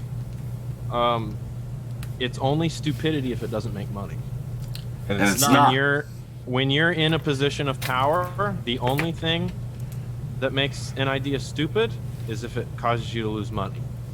So they're thinking in the grand scheme of things, it doesn't matter whether people are up in arms about things not being in theaters. They're not just looking at their bottom line right now. They're looking at how it's trending, and they're asking, if we keep doing this, what will our bottom line be like next year, the year after? Is this something that will become lucrative? And if they think the answer is yes, then they're going to keep doing it this way. And because if the fact of the matter is somebody with the CEO, big fat tie wearing personality, you know, corporate fat cats, people with that headspace, they don't care about what you think. They care about what the dollar signs look like at the end of the year. It's the truth. And to be honest, a good CEO on paper has that mindset, because if you're making more money, then it's not only is it good for you, but it's good for your company, it's good for your workers. At the end of the day, as a company, more money, more better. So that, you know, for us, it's a tragedy because, you know, we miss out on that experience. But you know, to him, I feel like they had to have a reason to still release Black Widow and charge $30 for it at home. They had to have a reason to do it. It had to have made some sort of sense in their brains somewhere in there, because there are multiple people that had to discuss this and had to make that decision. They had to have debated about it at a round table somewhere, all wearing their fat ties and smoking their cigars. They had to have had a debate about this. Well, keep stalling for a couple seconds here. I'll be right back. Keep stalling. Okay. So, I don't know. And I just think about what they did with Scarlett Johansson, and the reason why she's suing is literally in her contract. A lot of the money that she's supposed to make is being based on what it makes in the box office. So if I'm Disney, I am thinking, let's pretend for a second that charging no matter whether we think it's stupid or not, because I feel like it's stupid, but because I wouldn't do it. But we got to think from Disney perspective. If charging $30 for people to watch it at home, if we do that, how much money can we make from that versus the theater? Because we know things aren't 100% back to normal yet. They just aren't. Theater performances aren't back to normal yet. So they know that their profits are going to be cut there still anyway. They know that their lead actress a big portion of her profits that she makes is dependent on the performance in theater. So to them, they're thinking, well, if we can make enough from charging $30 for this on our streaming service, if we can make enough from this, it's worth it, because things still haven't gotten back to normal in terms of movie theater sales. They're just not where they were pre-pandemic. So they're going to lose out anyway. A portion of that performance has to do with how much they're going to pay Scarlett. So let's charge $30 for it at home. We make all of our profits. There's less money being made in the box office, which means we have to pay her less, which means even more money in our pocket. Yeah. So I think they did it because where we are at this current space and time, it had to have made sense. Maybe. For them.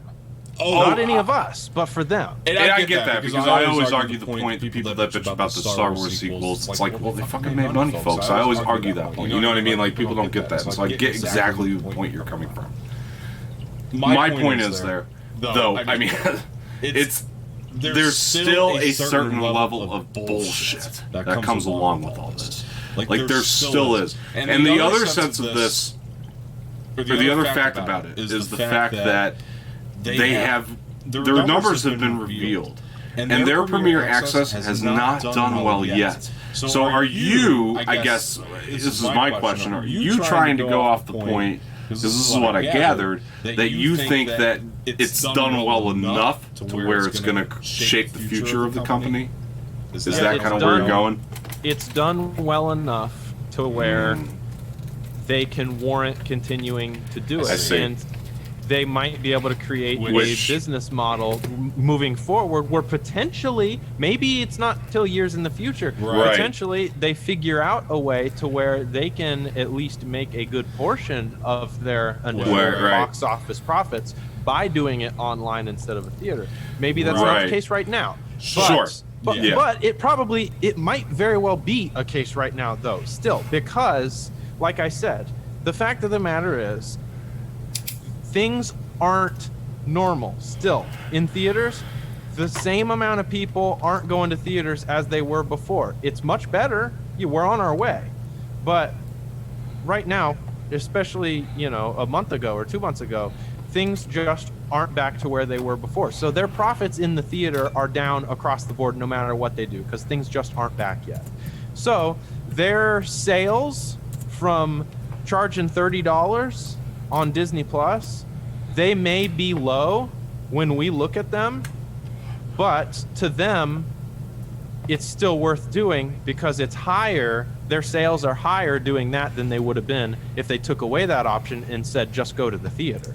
Because if people just went to the theater, you know, people aren't going back to the theaters in the numbers that they were before the pandemic. So sales are still down. So if they offer that option now, it's giving them extra money in their pocket that they would have lost anyway, because 100%.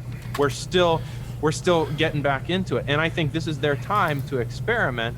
How can we make this to where in the future we could continue doing this even when the movie theaters are back? Is there a possible way that we could make more money by going direct to streaming than going to theaters? In their minds, they're thinking of it. If I'm a business person, I'm thinking of it too. If it's my paycheck on the line, it's my company on the line, I don't give a damn about your movie theater experience.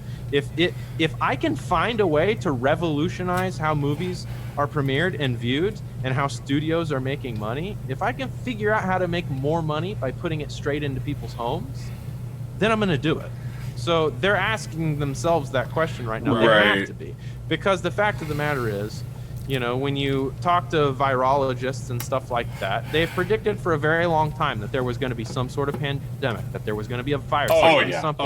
There's predictions for the future that there will be no more. This isn't something that's going to go away. It's gonna happen at some point. Knock on wood, I hope it doesn't. But you know, it's a part of reality. It can happen again. This is how humanity works. So, as a business, you are smart to come up with a method that removes the middleman. Well, I think AMC being the middleman. If I take them out of the equation, how do I make the money that they're making from me? Well, I think the stance you hold is incredibly interesting because you're not entirely wrong at all. Because Bob Chapek, like we said, used to run Disney Parks, which is something that used to scam people all the time and still do find ways to scam people or rip people off. I want to hear your perspective on this. This is a video from John Campea, who I respect a lot, really good analyst. But he was kind of bitching about the way Disney Parks does things. And he had a whole rant about how he went on an anniversary trip and Disney Parks ripped him off. And he did this whole rant, and this is the follow-up to that rant. And I want to know how you feel about this, just based on your stance on this, because I've heard a couple different takes on it. So let's hear this from Campea. World, the way that I was able to guarantee a boarding group on Rise of the Resistance twice was by having multiple people all sign on to my Disney account on different phones and hitting join group all at once at 7 a.m. 2 people in Orlando and 2 people back home in Boston. That may, guys, please proofread. That may be helpful. That may be helpful for you if you decide to try joining virtual queues again. I'm never going back to Disneyland again. When it comes to the Spider-Man ride, it's only been open for a week. Demand is extremely high for that ride. I do hope you give Disneyland another chance, though. Nope, not happening. I really have enjoyed both Disney World and Land when I visited both. All right. But listen to yourself, Justin. Listen to yourself. You had to get how many other people? You had to get multiple people in multiple cities onto your Disneyland account to try to manipulate a way to get into an attraction that you paid your money for to go to. Look, you know what the perfect example of this? Okay, so for those of you who don't know, and I don't know how you wouldn't know, but if you haven't watched the last couple of days, let me vent on this for a second. So Ann and I go to Disneyland. We paid $1,500. Now, a lot of people have to pay a lot more if they're flying in from around the country. But Ann and I paid $1,500 for a couple of park hopper tickets to Disneyland and the hotel at the Disney Grand, right? So we paid $1,500, and it was our anniversary weekend. And the main reason we went, because there were 2 attractions we wanted to experience. We wanted to experience Rise of the Resistance, and we wanted to experience the new Spider-Man Web Slinger feature. Okay? That's where we wanted to go. Now, it is important to understand that when you go and book your thing, you do not get to book your place in the attraction. So yes, we booked our tickets for Saturday, but what you cannot do, what Disney does not allow you to do, no, says the mouse. The mouse says, no. You can give us your money to buy tickets to come to the park, yes, but you cannot reserve a spot in one of the attractions. No. No. you got to wait to the day you come to the park to find out if you get on the attraction. Oh, and by the way, if you can't get on the attraction, it's too late to get a refund because you have to request a refund 24 hours in advance before you ever find out if you can get onto the attractions. Says Mickey, that son of a bitch.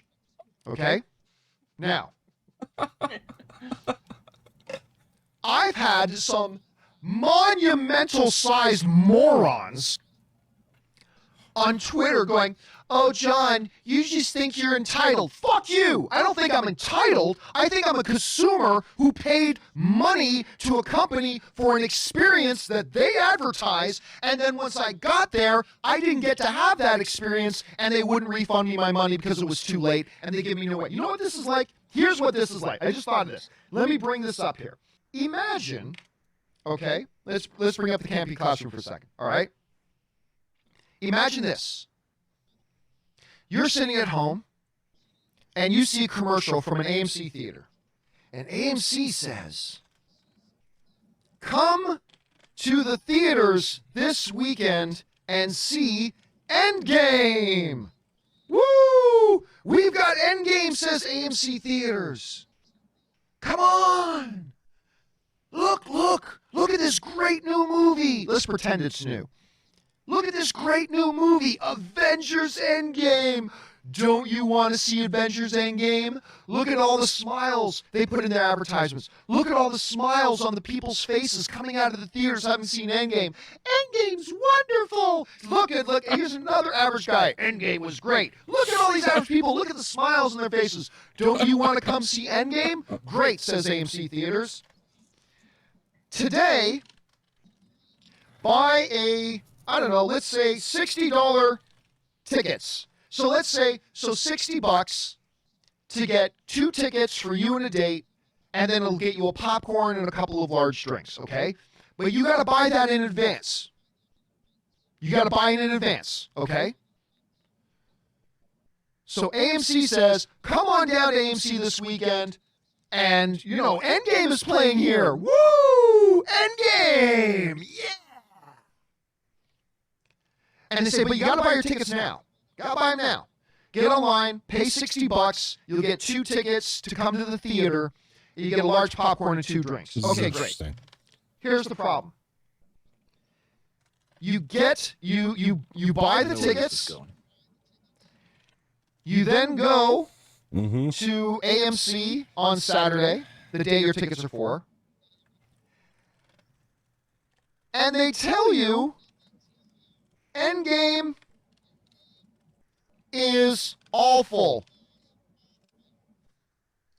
Hey, thanks for buying your tickets to AMC, everybody. We're glad you paid us your $60. Okay, so it's not apples to apples. You know what I mean? Like it's definitely not an apples to apples comparison to what we're talking about. But my point is that's the way that Chapek runs the business. Like, and that's what he did with Disney Parks. So my question is, from the business standpoint that you're coming into it from, how do you feel about something like that along those lines? It makes total sense. From the business aspect. Right. From a business aspect. Okay. From a just want to clear that up. Aspect. I knew exactly where that was going. Exactly, right. So, what you've got in that situation, you've got a new attraction, a new ride, or whatever that you want to go to. That's why you're going to Disneyland. You buy the ticket for Disneyland. You go there, and you can't ride the rides. Yeah. That's that. That's that. In his which is true bullshit. His explanation or his comparison to AMC, I mean, it's solid because think of it. It's like buying a ticket to a movie theater, and then you get there and the movie's full. You can't watch the movie, and that's it. And the movie theater closes, and a showing never opens up before you leave, and you're screwed. It's you're basically paying for admission to the park without guarantee of being able to enjoy any of the rides. Right. Now, from a legal aspect, if they disclose this gets you admission to the park, this does not. Yeah. And by the way, in his first rant, even though he's pissed about this, he did mention that it is disclosed. It is legal. It's not. He's not trying to call them what they're doing illegal. But go ahead. Right. Yeah. It's totally legal. If they disclose, this ticket is for you to get into this park. That doesn't mean that you will be able to get on this ride or get into this attraction. You very well might not be, and there will be no refunds. You pay for your entrance, and whatever happens. So from a legal aspect, they are completely protected. Now, from a consumer aspect, it's kind of asinine. At the same time, though, if you know, you have to expect it. If you know that beforehand, before going in, if you know that's a possibility, it's your fault for buying the ticket. Because you know that you're going in and you might not be able to ride that ride. So, moral of the story, it is legal. Unfortunately, yes. If you're a consumer and you do it, and you know what the situation is, unfortunately, it's on you because it was written in front of you. It's like when you get boiling hot coffee and they have a hot warning on it. You saw it there, but you still picked it up. 100%. Yeah. When they told you not to pick it up, it's still. I guess the comparison would more be like a coffee place putting a boiling tea kettle in front of you and putting a sign on it. You're like, don't touch this, and then you touch it, and it's like, well, you're kind of stupid for touching it because you saw the sign. But at the same time, if I'm a coffee shop, I'm not going to give a customer a boiling tea kettle. Like that's unnecessarily risky. So I think there is some fault on both sides of this equation, because the consumer is warned. They know what they're buying. That's a risk that they're making. They know it might not work out. On the other hand, it's pretty crappy customer service wise for Disney to know that they're overbooking these parks and they're not providing people with refunds. Because they don't. At the end of the day, the point is, which is completely parallel to what we were talking about before, the point is they care more about making the money than they do the consumer having a good experience. Yes, you're right. My question to you, though, is when does it become? Where's the line? I agree with you. People should learn to start reading what the fuck they sign. You know what I mean? And shit like that. Like, that's 100% the truth. And that's why we managed to stay legal at FYE, not to get too much into that, but that's the truth. With all the bullshit that we pulled. But what is the line? When does the line get drawn when it hurts us in the long run? It hurts the businesses in the long run? When enough people... Well, enough people get exactly, and if enough people get screwed, they're not going to put up with the shit. We have the internet now. Information gets spread so much quicker than it used to, and enough bad reviews on your business is going to hurt you in the long run. So I guess my question to you, with all this bullshit that we've been talking about with Disney, and it is a lot of it is bullshit because it's money over the consumer experience. When does it end? What is the line? You don't think it ever ends? There isn't an end. You think Disney is a monopoly. They're too powerful. It will never happen. They are a force to be reckoned with. They are a worldwide presence. They own everything. There is no. It's impossible to. As long as they are making things that people enjoy, people will still pay to watch them. People will still pay to see them. You know why? Because there's a million consumers like us that love seeing quality content. Million jackasses like us. And there's a bunch of people, like you, that either make videos or write articles about it, and you have to see it to make a living or to make your dream happen. You have to keep paying to see this so you can provide reviews and have content for people. So there are entire industries that revolve around continuing to pay for their services. Agreed. Yeah. So that's why I say it won't end, because you would have to get a majority of the country, at least, a majority of their customers in general, would have to completely boycott them for it. I mean, it's wild, man. It's fucking scary. I mean, like, fuck, man, the power that they have to make shit. You know, I mean, it's like, I'm not a gay man, but I'll suck some dick to see like Luke Skywalker back in the flesh. You know what I mean? It's like that's like how it comes, like young Luke back in the flesh. Like, I'm just saying, like from the perspective of an average Disney consumer, it's very scary. You know what I mean? Because they do have the power to make us get on our hands and knees to get this shit. You know what I mean? And like, that's so fucking scary. And now you talk about them. It's like it's gonna go until people revolt, you know, and it's like, what's that revolution look like? I think about that all the time, man. It's the future of the industry. If people decide to stop buying their products, what they do before stopping dishonest practices, what they do is ask, how can we keep doing them? How do we push the envelope? What do we have to do to be able to keep doing this? Right. So if people decided, you know what, we're not buying your crap anymore, and they did take some sort of a financial hit from it, the first thing they would do is, which I'm not saying this is the first person they would call, but in theory, just for the example, they would do something like, oh, hey, Mark Hamill, you want to sign on for a grown-up Luke Skywalker movie? Oh, my God.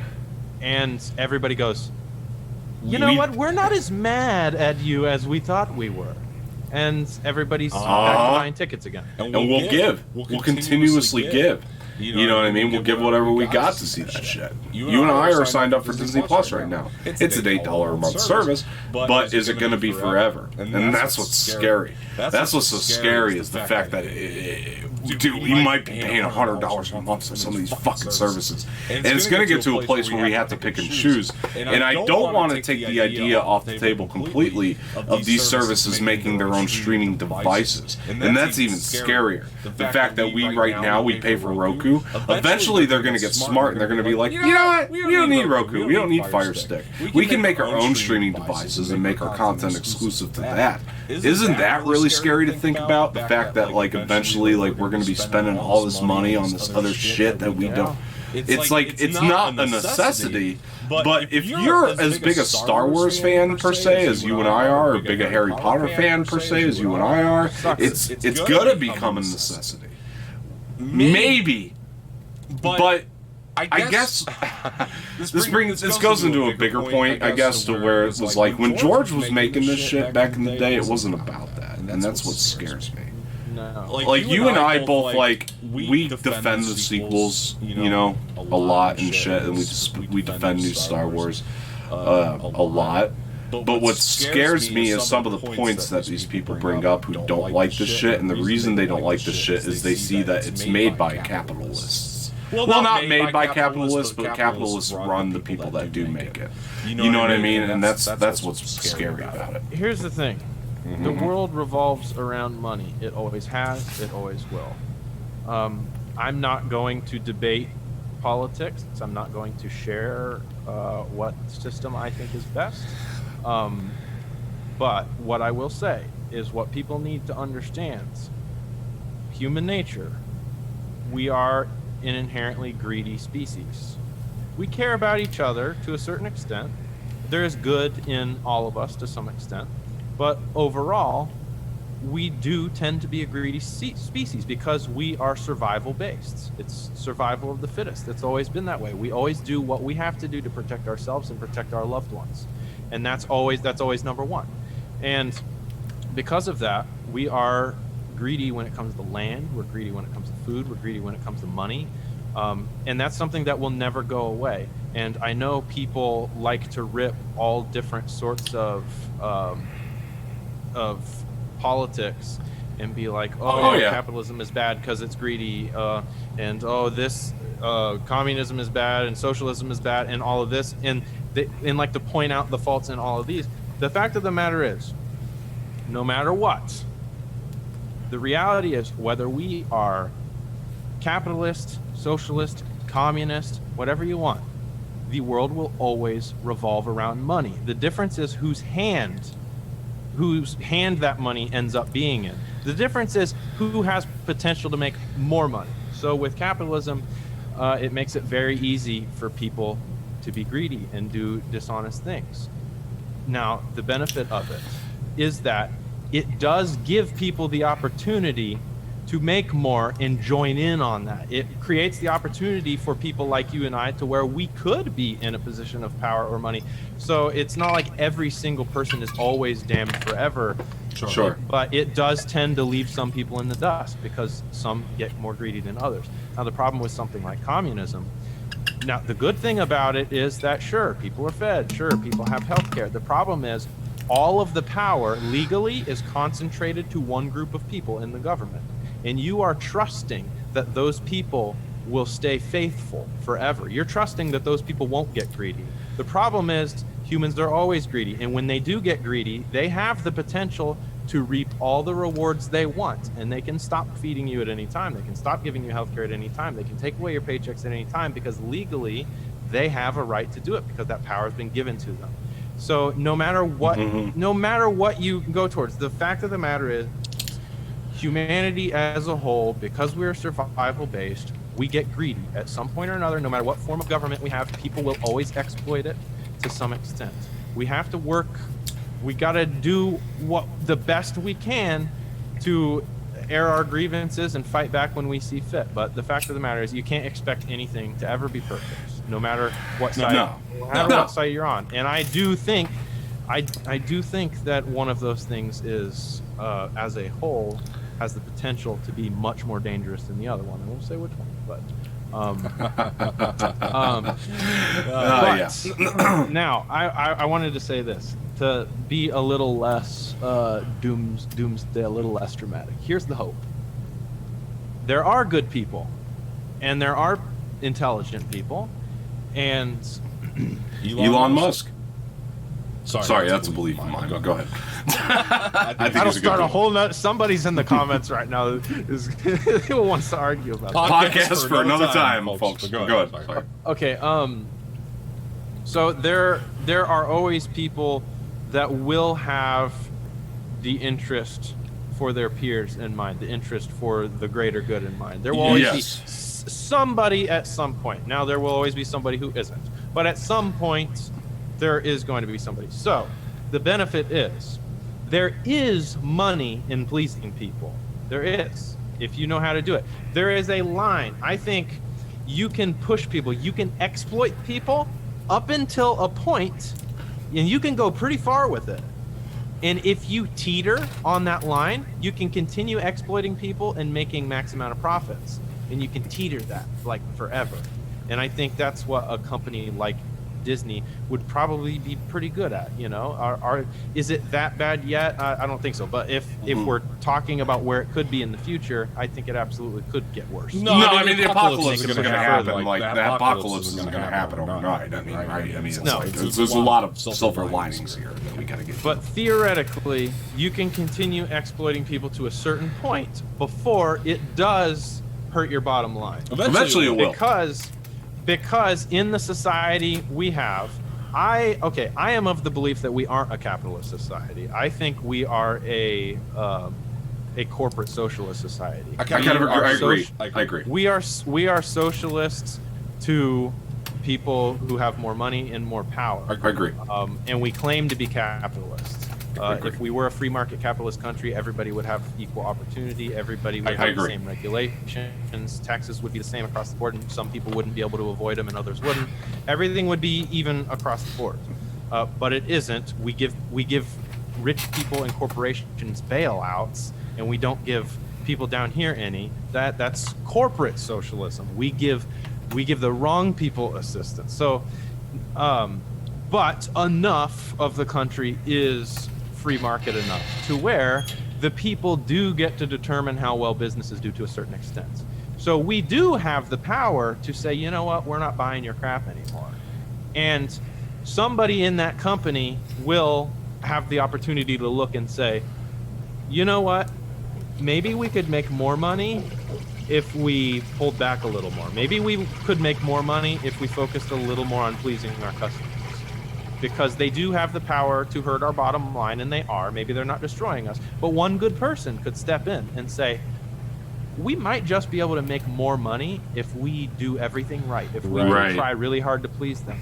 And I know some people have a huge problem with with Chick-fil-A and the politics behind that. But take Chick-fil-A for instance. Why is Chick-fil-A so popular? Is it because their food is amazing? Sure, their food is pretty good. The reason why they're so popular is because their customer service is absolutely banging, my guy. It is banging. They will chase you down to tell you to have a good day. And they have become the #1 fast food chain because of that. Could they potentially make more money by taking a little bit of that back and focusing more on profits and quantity? They probably could. But they've chosen to really focus on customer service. And because of that, their bottom line is seeing an improvement. So the fact of the matter is, you can make a ton of money from exploiting people, but there will always be one person that steps in and realizes that you might be able to make more money by pleasing them. Yes. So the hope is that one day some CEO comes out of the woodwork for a company like Disney and says, you know what, we're not doing that anymore. We're really going to give people a good experience. We're going to make sure people are happy. We're going to, we're not going to overpack our theme parks, and we're going to make everything up front, and we're going to ask people what they want to see. And, we're going to, somebody at some point could do that, and it could increase the amount of money they make. So, there is two sides to that coin. So I think at some point, there will be somebody in any given company that goes to power and could potentially improve things. But when is it going to happen? I don't know. Is it guaranteed to happen? No, it's not. Because the fact of the matter is, it's really easy to make money by exploiting people. Well, we just can't predict the future. That's the other factor. Is we just don't know. We'll never know. I mean, we might know. I don't know. There could be some big revolution in our lifetime. That gets rid of all the bullshit. Who knows? But we've been dealing with this as a species for years. We should be used to it by now, but we continue to complain about it. But it's just a fact of, man, I don't know, man. It's like everything is just, we're in a really weird fucking time right now. Like that's just a fact. Like we're all in a really odd time between pandemics and the way the politics are, and it's just become a very odd time. And I don't know the cure for it. I don't know if it's gonna happen in our lifetime. It probably won't. Let's be real. I mean, Elon Musk is talking about, not to get on him, but like I'm saying, like he's saying that Mars, revolution or bringing people to Mars isn't going to happen for a long while. Like we'll have flights in like maybe 5 years to Mars, but they're going to be hella expensive. The revolution that we need isn't going to happen for a long time. Is the point. And, it's not going to happen overnight, and we're going to deal with this kind of bullshit. Going back to the campy rant, that kind of bullshit is going to be ranted about for years to come, and it's a very interesting subject to talk about for sure, and we talked about it, and it's end of the day, because we got to start wrapping up. We're at like 4 hours, but I mean the fact of the matter is we had some good conversation here. Hopefully it's healthy enough. People tune into it and they do get a little bit of perspective. This is my favorite thing to do, man. I think on this whole damn channel, it's the monthly Mumble, dude. Just sitting down with you. Fuck yeah. Hopefully people like listening to it. I want to say, if anybody's made it this far, keep in mind that when you're listening to a podcast or anything, we're all humans and we're all imperfect. None of us know all the answers. Of course not. None of us know everything. At the end of the day, all that we can do is speculate. I'm not right 100% of the time, and neither are you who's watching this. Neither of us, any of us, have all the answers. We're all actually probably pretty stupid, but But we share what we might think is correct, or our opinions on things, and that doesn't mean it's right. It just means that based on our life experiences, we're sharing what we think might be a solution or what we think might be correct. So when it comes to anything we talked about economically or politically or whatever else, of course everybody has different opinions, and nobody is right or wrong, because there is no right answer. There just isn't. Just like there's no right answer as to whether a movie is good or not, because as long as there's one person that likes it, the movie has to be at least a little good, right? So everybody, in terms of movies and politics and everything else in the world. You know, we're all just sharing what we think. It's all educated best guesses and personal life experience, and you know what we are more inclined to think. You know, so Of course, you know the question at the end of the day is it healthier to just bottle all the shit in or have a conversation about it? You know, and right. I think it's I'm taking the latter. Much more healthy to talk about. Yeah, exactly. And here we are doing that. And yeah, so I just want to thank everybody who did listen. I hope you had a fun time with this podcast. I like the fact that this is a monthly thing. I definitely like the format of going a little bit longer than we typically would, because we don't get to do this on every given opportunity. So it's great. You know, we all have a billion things that we'd like to do on any given day, and today's one of those. But the fact that, you know, Adam sat down with me today to talk about shit, I appreciate that. You know, it's like, it's something I definitely appreciate and definitely want to continue in the coming months. You know, but anyway, folks, that's gonna wrap this one. I want to thank everybody for joining again, and it's been a real experience to do this every month, and we get some good conversation out of it. But Adam, before we go, where can people find you, bud? Yeah, thank you everybody for letting me rant and rage and share my thoughts and opinions. And likewise, yeah. So anyway, you can find me at The Red Eclectic. I post most often on TikTok. I'm trying to come up with more content, more regular type of content that I can do. I'm sort of in a phase where I'm trying to figure out what works, but check me out there. Maybe you'll think something's funny. YouTube, I have a couple things in the works I'm preparing to post. Whenever they get done, but I'm going to start that up here soon. And Instagram as well. So all right, and you guys definitely need to check that out for sure, and I appreciate everybody joining. For myself, you can find me on Twitter at Dom_Martino_ and on Instagram Dom_Martino_ official. Make sure you go over to the merch store and check that out too. merch.streamelements.com/Anorex. I'm told the shirts are incredibly comfy, so make sure you check that out for sure. Also, like this video, subscribe to the channel, leave some feedback in the comment section, share this with your friends, hit that bell for notifications, and check out the Anorex pages, Twitter and Instagram. You can follow us both across both platforms. We haven't been the best at posting lately, but we'll get back into it. Thank you guys so much. It's been another episode of the Monthly Mumble, and we'll see you guys next time. Have a good night. Later. Peace.